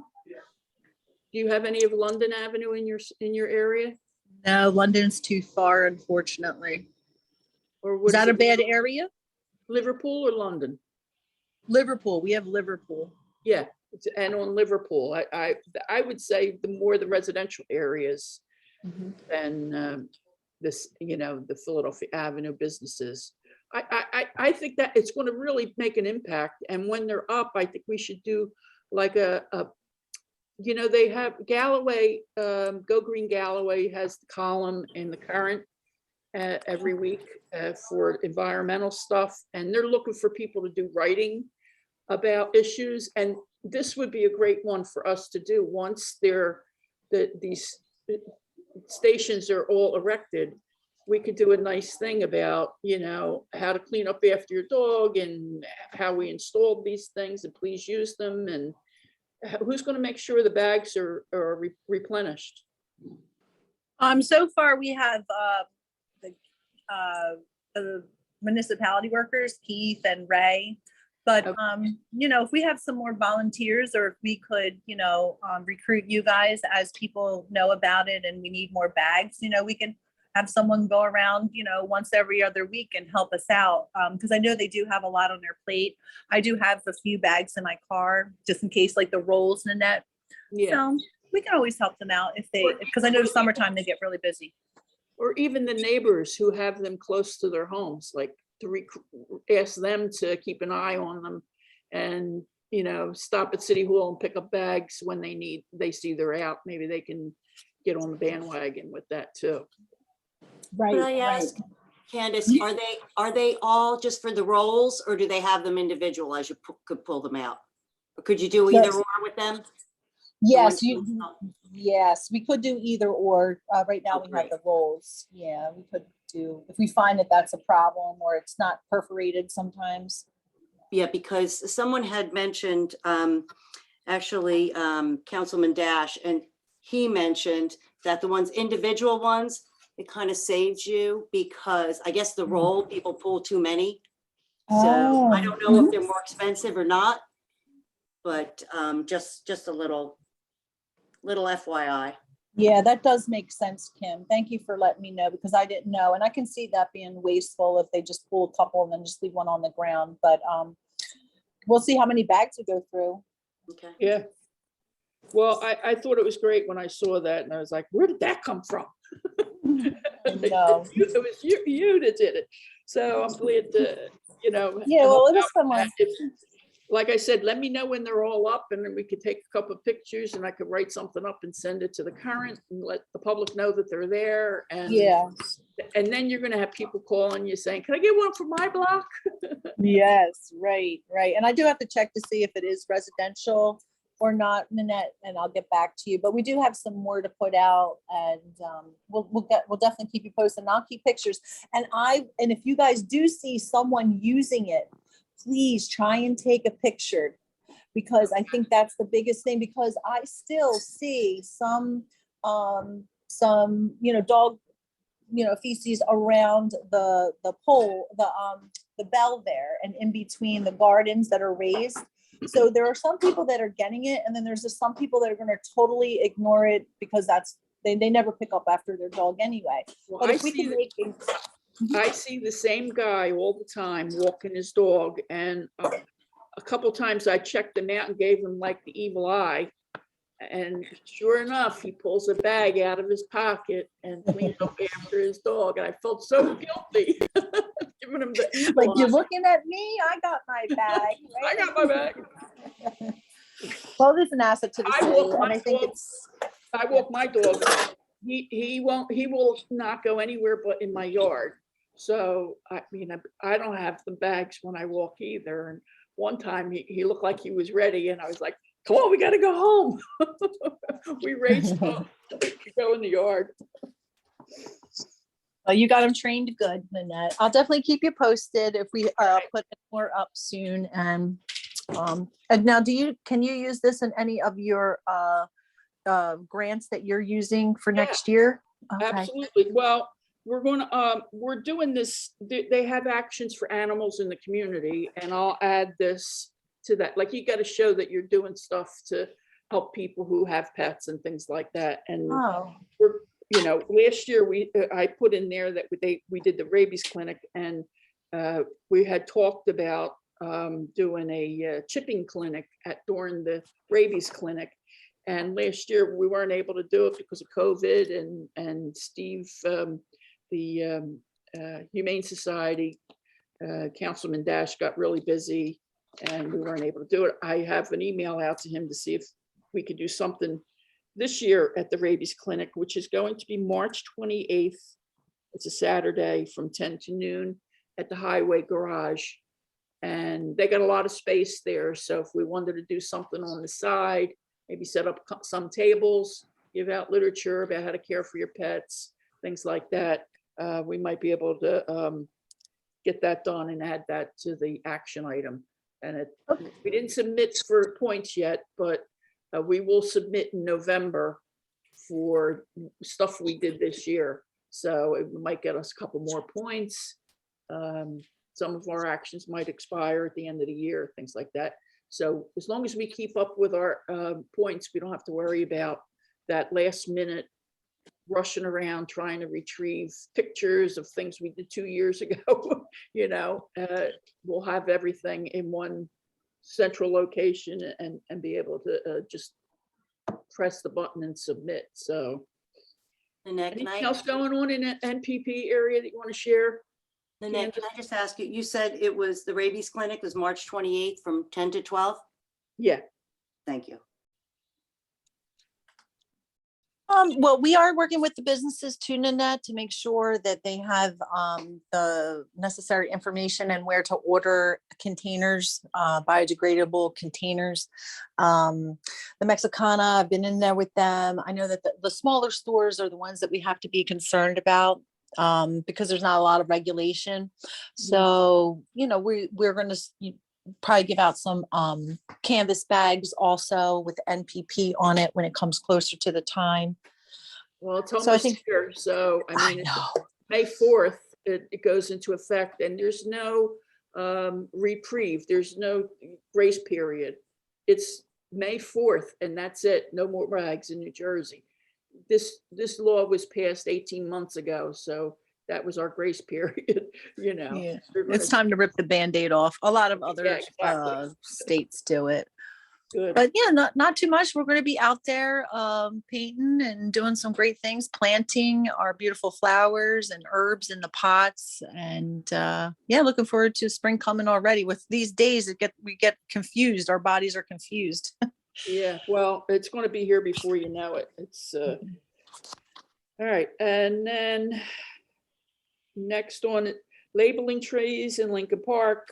We got a really good estimate from a local signorama in Hamilton to do the labeling, to get the signs made.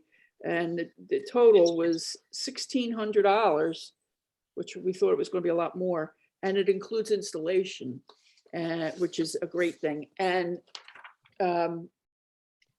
Rich Matteo from the signorama, he figured out that we would need a special post so that it could be angled so that when people are reading the sign, it's facing them and not straight. So he figured out how to do it, and he's going to put posts covered with that PVC plastic in the ground on the new trees that are there. And he has some kind of rebar that he's going to put in, he's going to drill a hole inside the post and put the rebar, and just put the rebar in the ground on the big trees where they have a big root system. So he's got it all figured out. I was like, this is the guy that has to do the job. So we'll probably work on that. I don't know if you all got the packet of information I sent out. And it's, Dick, I sent it to you a couple days ago. Yes, I got it. Okay, and there's some trees that are in the park that are now considered invasive species. Do not plant. So I don't know how much information we want to put on those placards, but and there's some I had questions about the species, if it was the right species or whatever, from the information that I took from the I got all the information from the jerseyyards.org website, and that's a Jersey friendly yards. So that's where we're going to get the information. I'm going to put together a little brochure with all this information in it that we could give out. When we do Arbor Day planning, we'll have a tour of the park. This project should be done by then. And we'll take a little video, do a little video about it so that we could share it on our website and on Facebook. So that should be a real nice project when it's finished. The engineer, what do they call her? She's not an arborist, but she sent us a list, and that's in your Landscape packet. architect. Yes, and she's got, 1, 2, 3, 4, 5, 6, 7. She's got like maybe 20 different species of trees broken out in different sizes. Smaller trees under 30 feet tall, 30 to 40 foot tall, and big trees. Root area is larger than 4 by 6. And all our favorite trees are on here. Take a look at it. Let me know what you think. If something should come off, or you don't know what tree it is and you want to know, let me know and we could talk about it. But these are the trees that we're going to inform the residents on those blocks where the trees were removed. We'll give them this list and let them, pick from the list. And then we're going to need to have our volunteers go out and eyeball the site to make sure that there's water nearby, that there's no tree stumps in the way of planting a new tree, because we're not going to rip out stumps and stuff like that. And just eyeball it and give that information to the engineers so that on the days of the planting, they could be there to do the inspections and make sure the trees get planted in the right spot. So our tree projects are moving along, thank God. Use of 811 has to be in there. What's that? The use of 811 has to be in there. That is, you have to certify that every site has not got a gas pipe underneath it. Oh, yeah, well, we'll do that at the end, and hopefully we might get the vendor who puts in the trees to do that work.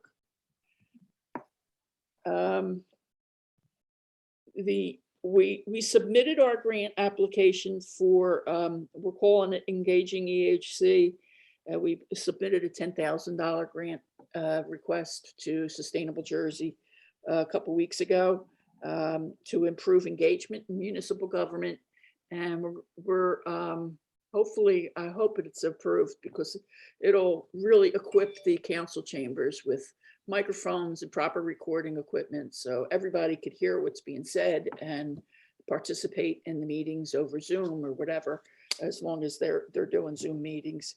And it'll also, we'll have to work with the council and the council president about the agenda and where they're posted. We'll have to do some things with the city website where people can sign up to get notified when there's meetings and to get the agendas sent to them directly when Meg does the email notifications and things like that. So that's already been submitted.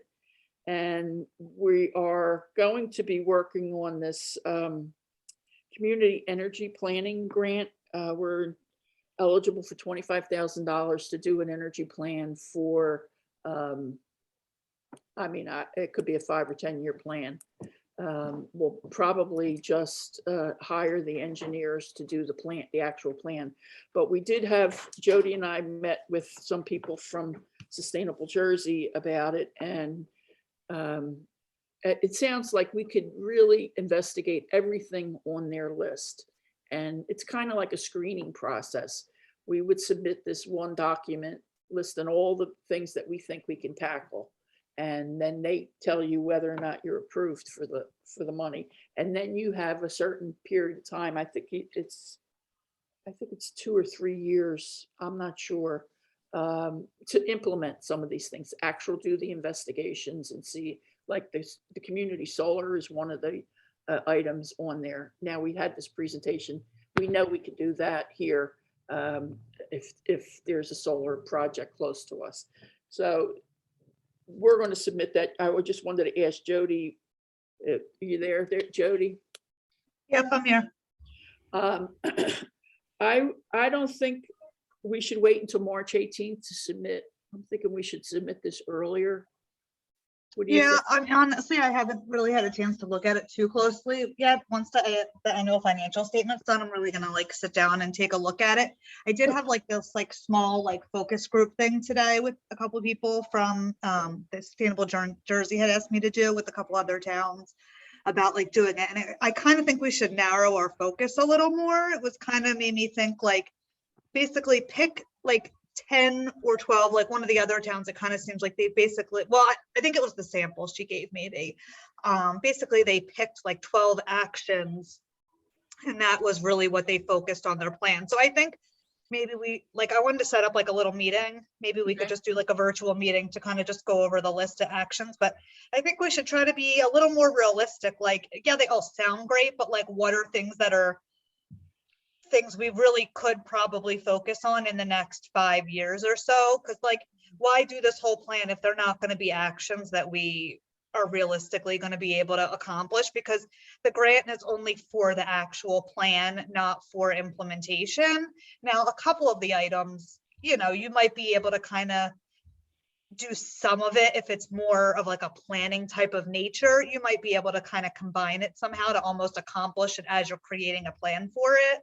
But I think the majority of it, we're going to wind up needing additional funding to actually implement a lot of the actions. So I just think we should try to focus on what's a little more attainable for us. So I just wanted to take a chance to really look through them and kind of okay, this is something we're interested in. Maybe this is a 10-year, this is maybe a 5-year, just kind of narrow it down a little bit more so we could have a a more accurate application. Well, I think the street lights should be on there and the charging station should be on there. Yeah, I actually talked to Ryan today about the streetlights, so I know it's something I think we definitely are gonna try to like, pursue and figure out how to make it work. I mean, it definitely financially really probably is like makes sense. So I Yeah. think that'll kind of be something that we'll try to get back working on like in the So do you relatively think near future. we should submit early or no? I mean, if we get it done before then, I mean, maybe a little bit. I don't know that are the applications on like a first come, like, are they awarding things faster? Is No, there any reason to? No, but Apply you know how we submit, it's like everybody submits on the deadline and Right. we'll get like washed away with all the other needy communities. When if we get it to them early and it's in their mind that Egg Harbor City wants this money. and Right. Yeah, we could definitely try to get it done a little bit early. Yeah. I figured next week or the week after, I was really gonna try to focus on it because I gotta get the annual financial statement done first, so. Okay, all right, good. I'll Could try to I- really focus on that next week. Could I ask both of you, could this be a possible thing as far as a stoplight? When they put new stop signs in, they were having issues that people, didn't realize they were there, like a solar stoplight. I know they're pricey. Do you think Yeah, they that are. might be something you Yeah. might want to put in? I don't, consider, Mhm. Definitely. I like just that. a thought. There's certain ones, but like the ones on St. Louis Avenue, those stop signs, because people just want to roll right through there and they don't even realize. And then there's all those new stop signs that they put up that I went through one the other day. I was driving and I was like, was that a stop sign? What's that doing here?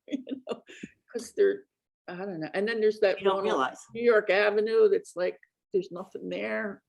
Well, I Yeah, figured with the I mean, I new think we're ones, talking two different things. We're talking, this is like creating an energy reduction plan. Basically, the state has a master plan for clean energy. So we're submitting an application basically to make the city have basically like a master plan for energy reduction.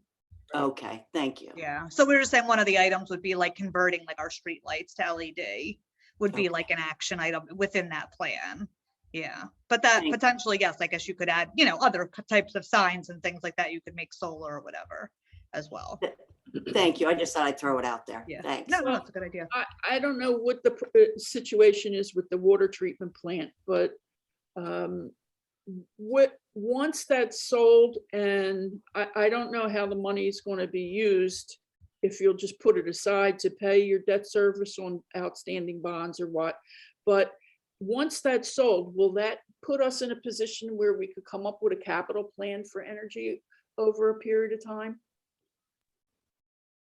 I mean, I would think so. I believe before it can actually be finalized, I think there has to be a plan submitted to the DCA of how the funds are going to be allocated, but we haven't gotten that far yet. Okay. Yeah, because I'm thinking that if we have some, relief from our debt service every year, maybe we could get on some kind of a program where we spend X amount of dollars a year on energy related projects to save money in the long run. You got to put money out, spend money to save money, but if we could realistically look at this energy plan and say, yeah, we can definitely do the streetlights if we spend X amount of dollars for the next 5 years or something like that, And just my thinking out Yeah, loud. no. All right, the mayor's here, I noticed. Did you have something that you wanted to talk about?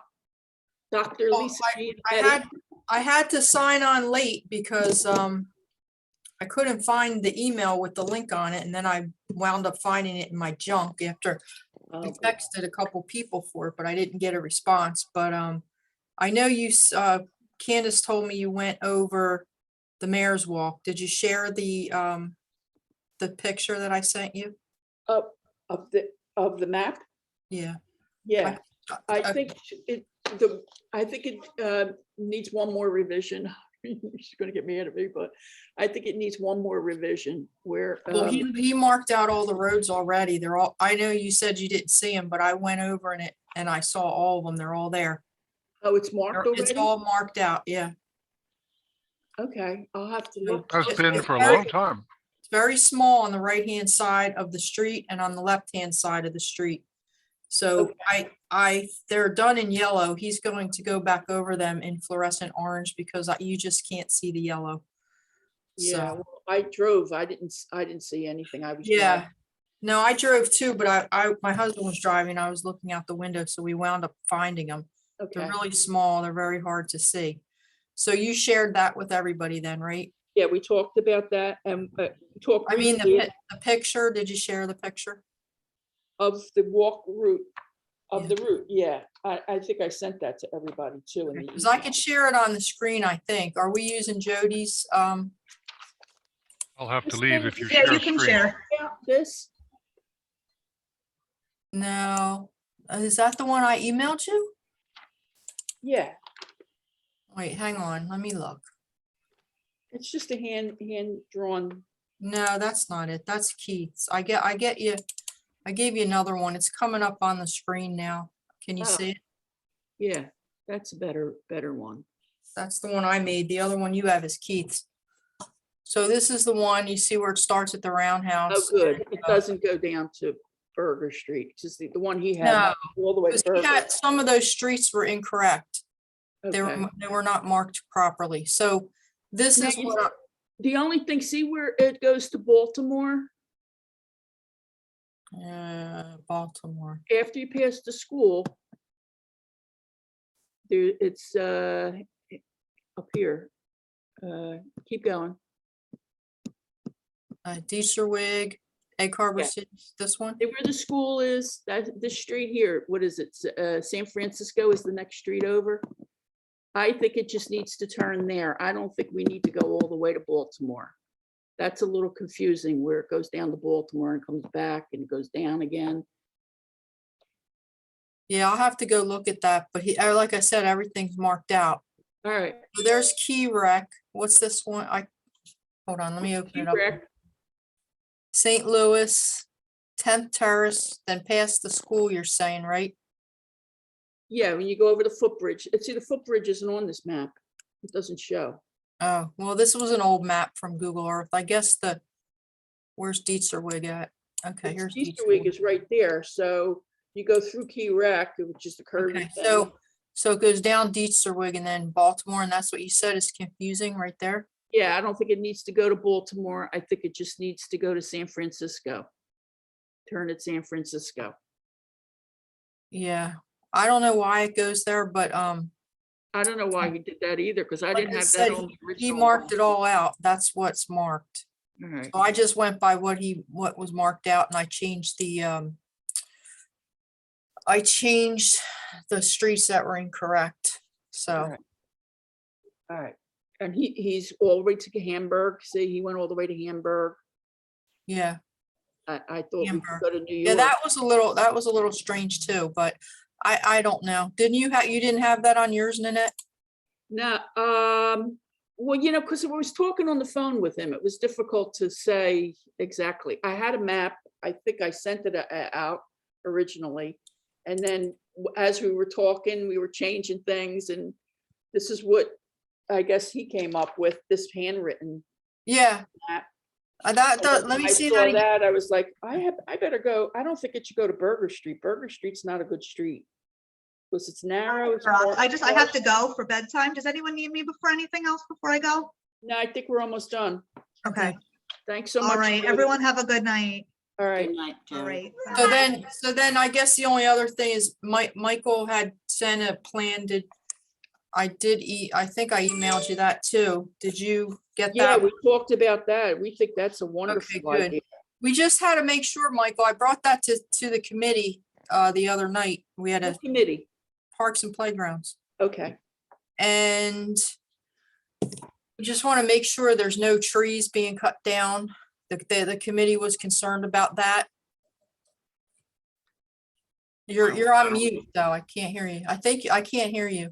Can you hear me now? Yes, yes. Yeah, I agree. I don't really think any trees need to be brought down at all. At least to start out. I would think the only trees that would ever be cut long term would be part of like a regenerative plan to enhance the cedar stand there. So I would think that's not something I would think would be any short-term thing, and that would also have to be something that's done with the state. But it is possible if you want to, remove some greenbrier and regenerate that cedar stand back there, you would cut down some of the scrub oaks and the pines that are interfering with the growth of the cedars, especially because the hardwoods, they'll grow a little faster than the cedars and they outcompete them. So, that's one of the things that's killing the cedar stands right now in New Jersey is any trees that are growing right next to them will outcompete them, especially with the deer, because the deer would just eat the cedar trees when they're really young. So yeah, I agree. I don't really think there's any trees to be cut. The only thing I would think that would need to be cut would be the greenbrier that's growing on top of the old dam. So if you want to walk that old dam out to the Landon Creek, which is a real nice kind of little vista where you're up maybe like 10 feet in the air, you would just need to cut little bits here and there. So someone else did bring that point up, though. It wasn't about trees. It was just about cutting in general. So I do think that's not something like even I should really do. I think that would have to be like someone who's properly trained in forestry and go that route to figure out exactly what, if anything, needs to be cut.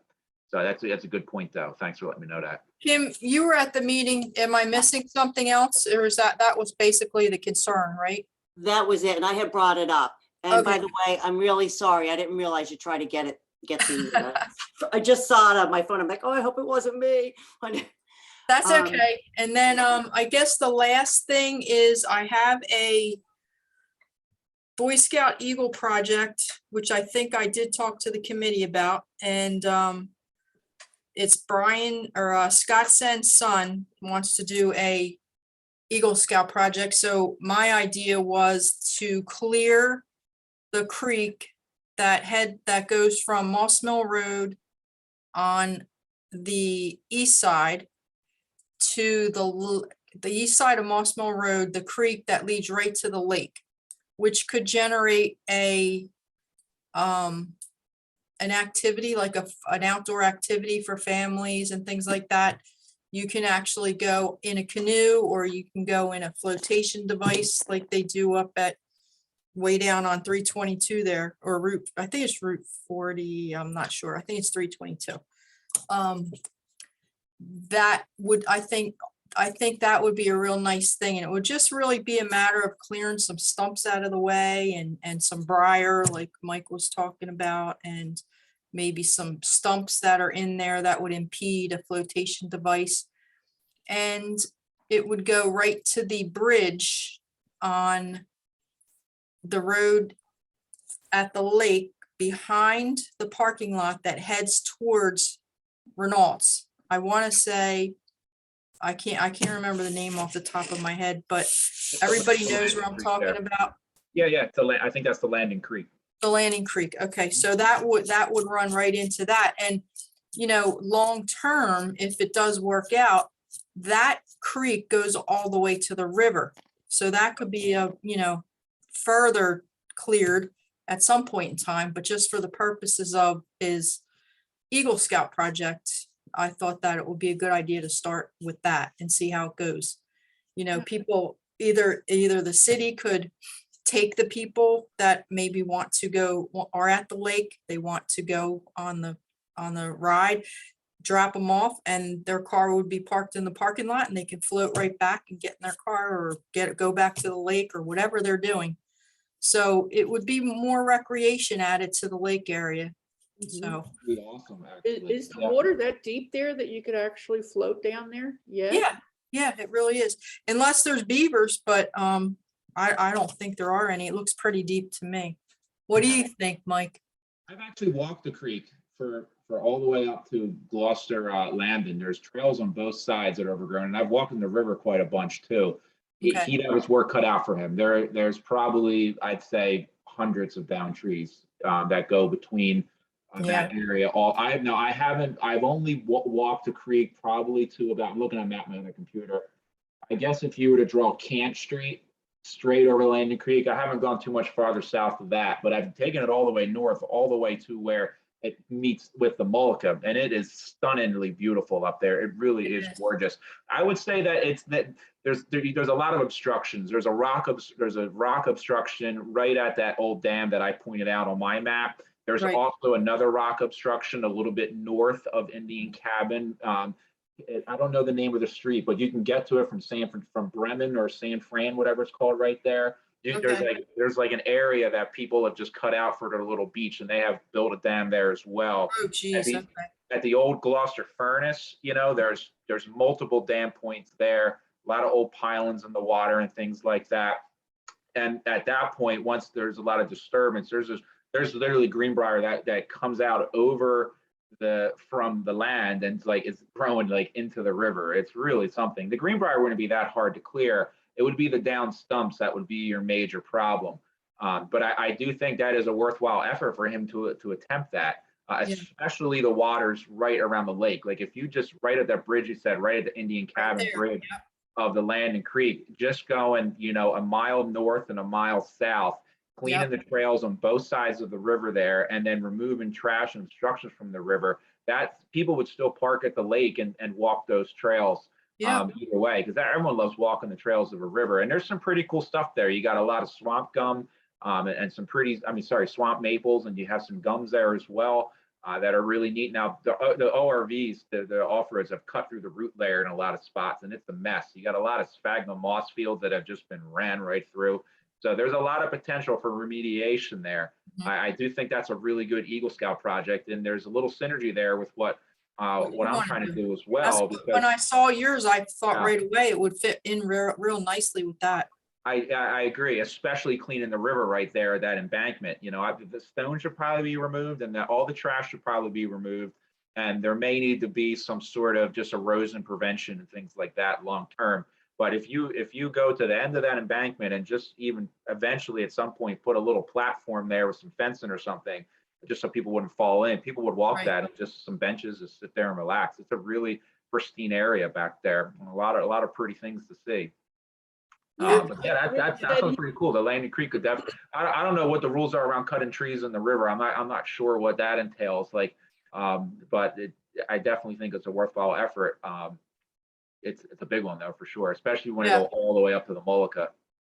Well, we'll start small and go from there. We'll make it manageable at first. Concentrate near the area near the lake, like you said, to make more recreation for the campers. And Rick Dovey said that the ACUA would help with Mike's cleanup. And he said he has equipment to help bring some of the big stuff out. Yeah, So- That's that big great. spool's the big one. That giant farm spool. That's going to be an effort for sure. I think it's probably like 10 feet tall. It's huge. Yeah. It's probably going to weigh a couple 100 pounds. Right. And a couple years ago, I did have a Eagle Scout project that cleared a lot of big trash from out at the lake. It was a nice job he did.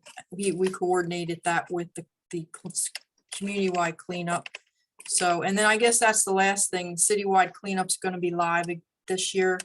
So I'm not sure how that's going to go, but we're going to give it a try. Normally we have probably over 300 people that help clean up, and we get 3 tons of trash a year, trash and recycles. But the past 2 years we haven't been able to do it because of COVID. So there's theoretically, I guess, 6 tons of trash still in our woods that hasn't been pulled out in our cities and streets, our creeks and whatnot. But so You got a that's date gonna- for that? it's May 7th. It's always the first Saturday in May. This year it's the 7th. I have another map I've been making that I've mapped most of the trails out around the lake. It's about 50 miles of trails I have mapped, and I've also been hitting GPS coordinates of major trash piles. I don't know if that'd be any value, but I've been marking where the trash is at. Yeah. that's valuable to know where it is. especially where there's at some things it looks almost like asbestos tiles. I didn't touch them, but there's some things that look like there's some hazmat waste. Some of it's in Moloka Township too, like a lot of drums. I've seen some 55-gallon drums with some stuff. I've already contacted the DEP about some of those, but they haven't been cleaned up yet. But I could help with that too, and just share the map I have. It's just a Google map that maps all the trails out and has pinpoints of trash. So if you want to try to coordinate some of your cleaning efforts with the cleanup day, they weigh everything that comes out. So. Okay. That's I great. think trying to combine efforts there and get as much as we can. I think that's a good idea. And Because I was asking earlier too, what's kind of next steps. So I was going to try to join him Thursday night and just kind of talk about a little bit what we talked about here tonight and what next steps I can take in terms of trying to organize some cleanups and things like that. I do think we'll need some longer term help if we try to deter the ORV usage. We may need to install some signage and things like that, and maybe some ballasts around some sort of things to prevent people. I know a lot of ORVs would just drive right around it, but I think if we set the tone that there's eyes watching and that, you know, we're treating this as more of a nature park area, I hope at least the local ATV users will respect that. So I definitely think there's some challenges, but I do think we can meet them. Yeah, I think so. I think we're doing good, getting everything, you know, on the same page. So that's a good thing. Okay. So I guess that's all I had, except for you did have a question as to you don't know where, Nanette, you don't know where the water treatment plant is going, but right now we're making, it's not the, one of the agencies involved in the procedure has offered some, I guess you would say rebuttals against us, what, you know, with the water treatment plant and our WIPA plan. So right now we're giving testimony about that and how, you know, everybody had to give testimony. R&B, I did, the attorney did. So right now they're just reviewing our testimony. The BPU doesn't feel like it's going to be an issue and they're still on board with it. But since we are the first municipality to use the WIPA process, obviously we're being vetted very stringently. So Yeah. Is that Water Watch or something like that? An organ, is it like a? no, I forget. I had it written down. It's something with a C. I can't remember. But yeah, they're pretty brutal, and apparently they are not lawyers, but they kind of portray themselves to comment as lawyers, like, and our lawyer doesn't see that their points are valid and whatnot. So the you know, it's all going through, and then we do owe money back for the grant once we sell the water treatment plant. The Department of Agriculture, which is where the grant, I believe, came from to begin with, needs payments back, you know, maybe a few $1 million perhaps. I can't recall off There the was top of my like head. $7 million it cost to build that plant. I think it was, I remember. Is I think it was 6 million, but we owe, because of all the other things that we've had go wrong, I think we owe about 17 million right now. So it doesn't really leave a big sum of money. And plus we need to buy a fire truck too. And that the ladder truck is about $1 million. So by the time we pay off our debt and then the debt that we can pay off and then get the fire truck, you know, I'm not sure how much money we're going to have left. And like Jody said, it is subject to, you can't just spend it willy-nilly. You'd have to have a plan as to where you want to put it. And, you know, and I'm sure your suggestion would be a good one that they would probably accept, but we're just not sure how much money we would have left once that's all said and done. Now, Ryan said that there's a possibility we can get a grant for the fire truck that comes from that department, and then that would offset the money that we would get from the water treatment plant. So he said he would look into that. So we'll see. Let's hope for the best. Yeah. Well, you know, I'm very hopeful because of the infrastructure plan that the president passed. I think there's a lot of money going to be out there but you know, you have to be ready for it. It's like history of Egg Harbor City is it's a day late and a dollar short, you know, like we'll start thinking about, oh, maybe we should get something together for the infrastructure bill. And then the money's gone and there's no money left, you know? So I think we should, you know, like if you need a truck, there's got to be money for fire departments.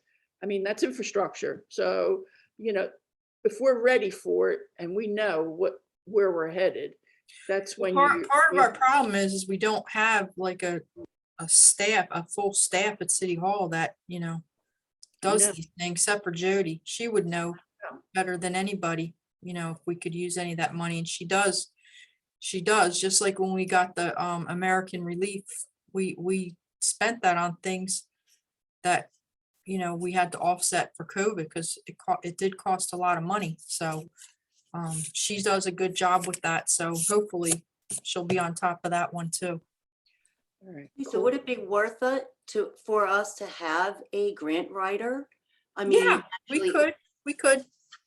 But with the infrastructure bill, I'm not sure it's so much of a grant than it is just having eyes on what is available. You know what I mean? Well, say like right now, there's a lot of money available for the charging stations. And Right. they're starting to give away the money, but we haven't even talked about doing that and where we want them and all that. But that's what that community energy planning grant will help Well, us yeah, do. actually, we have talked about that in the past. I think it was when I guess you weren't coming to the meetings for a while, Nanette, because of your job, but we were trying to put them at the train station, which possibly would still go through with the solar panels, I think, but I'm not sure. Yeah, And also we wanted to get them at City Hall, and the council at the time didn't want to do it. So we're going back probably 3 years. yeah. Well, now they're a lot cheaper.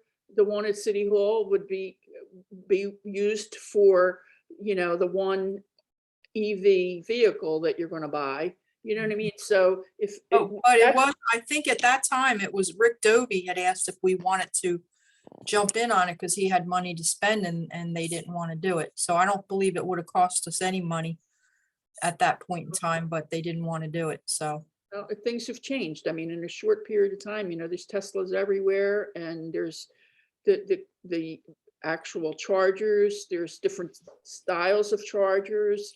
I envision having one on each side of Philadelphia Avenue, like mid-block near the library on one side and your Wisebecker's on the other or something, where people, could come and you charge. It's not free, you Oh, plug no. your car in, but you have a meter there where they would have to put in a credit card for the time. So Right. it's not like it would cost the city anything. And Yep. with this, there's so much, like the governor has put out he wants these chargers all over, and the money's there to pay for them.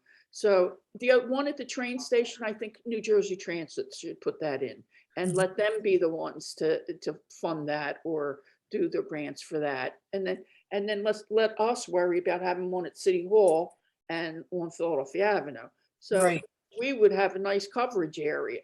And, Yeah. that's an attraction to bring people to your town. Mhm. People who drive electric vehicles are very, conscious, and, cars are expensive. So they might be up a little bit higher echelon financially. And, you never know. They might see a spot and say, oh, I think I want to open a business there on Philadelphia Avenue. But Yeah. because the community is active and so forth. So, you just got to, I see this stuff every day coming across my desk, and, the shore towns are more, their focus on energy and all that stuff is more geared towards flooding and things like that. But they get money, and they're rich towns, and they get grant funds for these things because it's for the environment. So we just got to be more, I think that could be like a real selling point for Egg Harbor City, because we're a small town. We're one of the oldest towns in the county. And if we had a vision of being an ecologically friendly community, that might create more interest in our town, Yeah. if we could constantly promote that, Right. Well, having a consultant wouldn't be a bad idea. Like we used to have Gordon Dahl, who knew these things pretty much, Right. when they came Well, out. I have a guy, that would, I don't know if he does all the shore towns. He used to work at the ACUA, and he's batting 1,000. I'm telling you, he gets every grant he applies for. I very rarely hear him say we applied for it and didn't get it, but we're going to apply again. That's what his comments are. So Yeah. if you're interested, I could talk to him the next time I see him. Well, I think we have to have someone to bring this stuff up. Like I get emails too, like you do, but what do we do? You know what I mean? Like, it's coming, but I can't say, hey, Gordon, I have an email for this. Can you look into it? I have to say, hey, Ryan, can you look into this? But, you know, he's an engineer. How much can the guy do? How much can Jody do? You know what I mean? Like, I'm saying like a consultant that would be able to say, hey, this is what would work for you. I will do this to get it or whatever, if in the case it is a grant. Well, in the case of some of these instances, they're boilerplate. You do the work, grunt work one time and you could apply it to any municipality and just adjust it a little bit. Yeah. So, but they pay him, they have him on retainer. Now, are So, we talking about the same thing? Are both of you talking about grant writers, or is a consultant different than a grant writer, I would think? Does Well, a it consultant do would be both, one and the Lisa? same, I would think. Okay, so all grant writers would be consultants as well, not well, just they grant know how to writers? get the money, they know what's coming up the pipeline, they know if To you. give you fit in with that. suggestions, Yeah, Right. they can do that. because that I think is what we need. What would be like the best for our town? Like, you know, some suggestions to help us Right, out. like Nanette said with the infrastructure. We Mhm. need someone who knows that infrastructure, Bill, and says, hey, you know, you guys could really benefit from this, and this is what you need to do. Mhm. Right. You know what I mean? Because Yeah. how much can Jody do? How much can Ryan do? How, you know, we used to have someone like that who would do things like that, but was And we no named the longer street with us. after him. Yeah, Why do we no longer have that person? What happened with that? Do you know? I mean, That why whatever did that happened to position- Gordon. I mean, he had some issues with the Yeah. county, but after that, we didn't. Nobody He replaced was around for another year or so after that, and then I don't know if he's still working. He might be retired. by now. I don't know where he is, but even Tim Mickle, we had Tim Mickle, he was like having a administrator on staff, you know, hey, Tim, can you go to this meeting? Hey, Tim, what's this? Can you look into it? You know, but unfortunately that with the change of, you know, power on council, we lost him and got someone who, like I've said many times, is just not connected with the city. So we're kind of dead in the water with Yeah, that. What that's position are you talking about, Lisa? Tim What's that? Mickle. What position are you talking about with Tim Mickle? Planner, he was our planner, Okay. but he was more than a planner. Yeah. Well, we definitely need, I mean, I kind of feel like we're floundering a little, you know what I mean? Like, Because we lost Tim Mickle for one. that's what I'm saying, you know, And and we We do don't need, have, like, we have a planner who really is not connected to the city, nor does he know the city, but there's nothing we can do about that until, Who's the planner? Palestina. Oh, See you, baby. Love you. Go get a drink of water. Sorry, that's my grandson. He's going home. Yeah, he's just, disconnect. all right. Well, we're being recorded, so. can we, Uh, I've told him. well, I don't know. I feel the bottom line is we really need to have some support for direction here in Egg Harbor City to help us out. I mean, I'll do whatever I can, but you know, of course, I don't know what, enough about this. I could throw some ideas out, and Jody, like she said at this meeting, like I ended up saying about the signs for the solar and that, but it's totally, I'm disconnected with that. You need somebody who could kind of, I think, direct you. Well, And like you said, Jody is not, she has a different job. She could probably help out a little bit in this area, but you can't put so much on their plates. I Yeah. think this community energy planning grant document, if you would look at that, it covers an awful lot of stuff. And I mean, that could be a blueprint for where we want to go in the next 5 to 10 years. So, I mean, that's all this information is on the Sustainable Jersey website. It's called the Community Energy Planning Grant, and you'll see it under grants. And then if you follow the links through it, and you finally come to that one document, which is the initial application that we have to submit. It's like 20, it's 2 or 3 pages long. And all you have to do is check off the items of what you're going to investigate or Mhm. what you want to put in your plan. And like Jody said, she wants to pare it down a little bit. Right. I went through it and there were like 1 or 2 things that I said, no, we don't want to do that. I don't think the city should do that. And I wrote all these little tiny notes and sent it to Jody. And then we had a meeting with the Sustainable Jersey people about it. And I went through it and he said, yeah, you can do that. And this is how you would do that. And this is how you would do this. And we talked about the light program to switch out all the lights. And, you know, he kept saying there's funding available. You know, they don't give you 100% funding, but, you know, if BPU pays 80% of it, we have to come up with 20, you know, that's still a lot of money for Egg Harbor City. Yeah. Sure. But when you know there's other grants out there, you could apply for a second grant and you can marry the two and Oh, I you hear. don't have to spend anything. But it's just a matter of like she said, you need to have somebody who's got their eyes on this stuff all the time, you know, to put two and two together and say, yeah, Egg Harbor City needs this, we can do this, da, da, da, da, da. And you know, not for nothing, but Ed Dennis was a big one for that too. He He pushed did all everything. kinds of stuff. It might not have been what everybody wanted, but he found the stuff that he wanted to do and got it done, you know? Yeah, It absolutely. wasn't necessarily what the whole community wanted or needed, but you know, he was a big driving force. And People didn't appreciate it though, you know. they didn't. I mean, he's a little tough to deal with because He is. you know, he gets Yep. his mind made up and he was going to do it, but Yeah. everything he tackled got done, you Yeah. know. No, I And wholeheartily agree.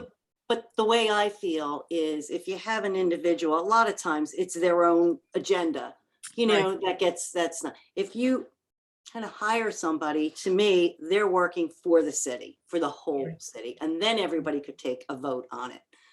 That's. Well, Nanette, the guy that you know, do you think he would be a good fit for what we're talking about? I mean, maybe Yeah. you can have a discussion with him and find out what, you know, what he thinks and would, you know, what he knows and what he can do for us, and we'll go from there.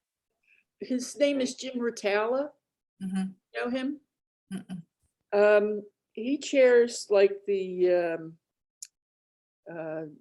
Atlantic Cape Restaurant Gala. He does a lot of stuff, but he's gotten a lot of money for, I think he got the money for Atlantic City to do their lighting program. Mhm. I think he got money for them to do that, to clean out that area that was all clogged up and the water wasn't flowing. Do you remember? That was in the Yes. newspaper. Down He in the did inlet, that. yep. It's in that movie too. It's in that movie Steve did about that. Mhm. He's gotten all three. He works for all three of my shore towns. And like right now, he's applying for the charging stations grants. So he knows it. He does it once, and then all he has to do is replicate it for the three different towns. He does a lot of collaboration between the towns. Like if he's going to apply for a grant, he'll get two towns to go in on it, so that it gives you Oh, better that's- marks when you're being reviewed, that it's a interlocal type thing, you know.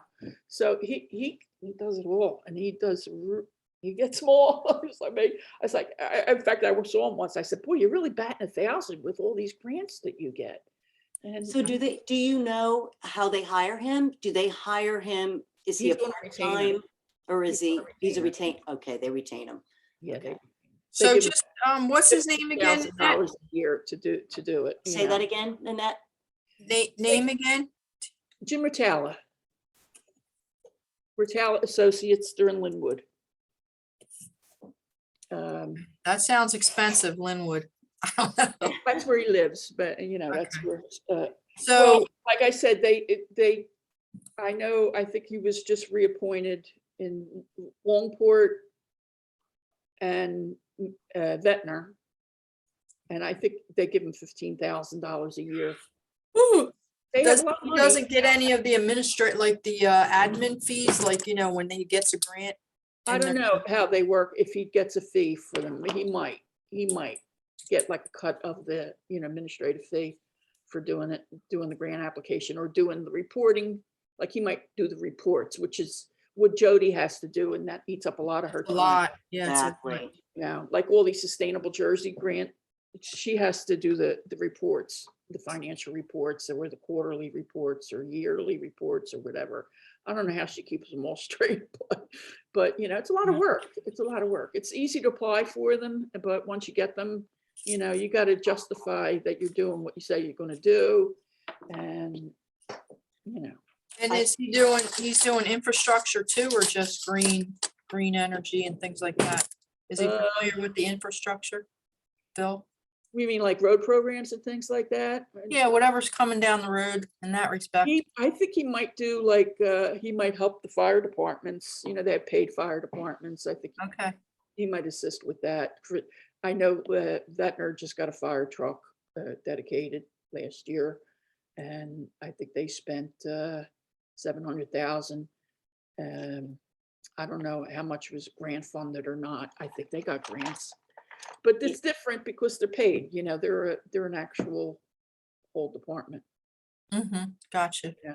All right, So, that all sounds like a It good may idea. pay for- It may pay for itself, yeah. you know, it would be a good And you thing. might I not think have it's to a give him great that thing. much to get him on board, you know, he might just take a cut of any grants he gets. I don't know. You got to talk to him and see how he works. But I ask call him all the time and ask him about issues like, we kind of speak the same language now, and I just have to email him and he'll give me the answer. But, you know, he sends out press releases whenever they get these grants, and I have to rewrite them to make them, you know, he's not a great writer as far as that stuff goes, but he gets the money, so that's the Yeah, kind of. okay, well, good Gordon stuff. Gordon was like that too. Gordon got a lot of Yep, grants for the He city, did, you know. Yep.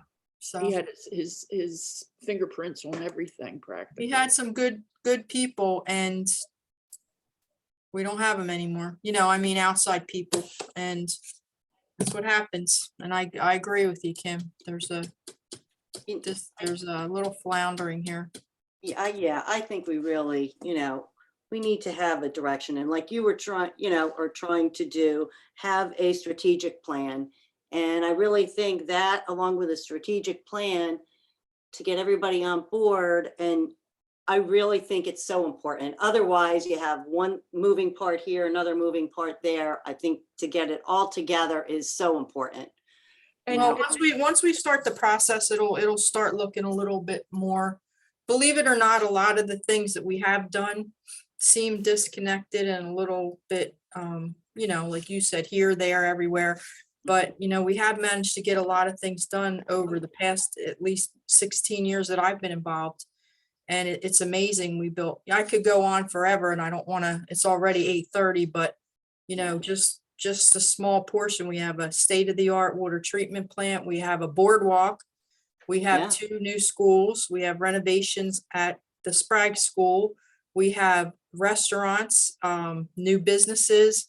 I mean, we've got a heck of a lot done in a bad economy too. Mhm. So. I don't mean you didn't Thanks get a long anything done. time. I just thought, oh, and I know nothing gets done like that, but I just mean, I think it would kind of be more efficient by having a plan, Yes, I you agree. know, all together, we're- as that's what opposed we're to having to shooting for. redo or whatever. Yeah, we're gonna get there. It's Yeah. just, I totally understand what you're saying. Yeah, But like a road program. We, you know, do we Yeah. have our streets prioritized? You know, Right. that used to be automatic, like every year we would apply Yeah. for the grants, and there was a list, and they would just go down the list from year to year and get those roads done. Then they started doing the crosstown roads, which were a little bit more expensive. But, you know, I don't know, do we still have that? Do we still have that? well, we haven't we haven't had any luck with the CDBGs, and that was a lot of the road projects there. We do have the county road program, which is $150,000 a year, and that's backed up due to COVID. I mean, I think we're still working on trying to get Chicago Avenue finished, and then we have to do, then Washington Avenue is in the mix, but I don't know what the heck's going on. It just takes so long. I have no idea whether it's the COVID backlash from the COVID that's slowing things up or what, but it's been horrible. Yeah, I don't think there's anybody working actually in the office. I don't think there is Well, either. that could be it. It's like they're not there.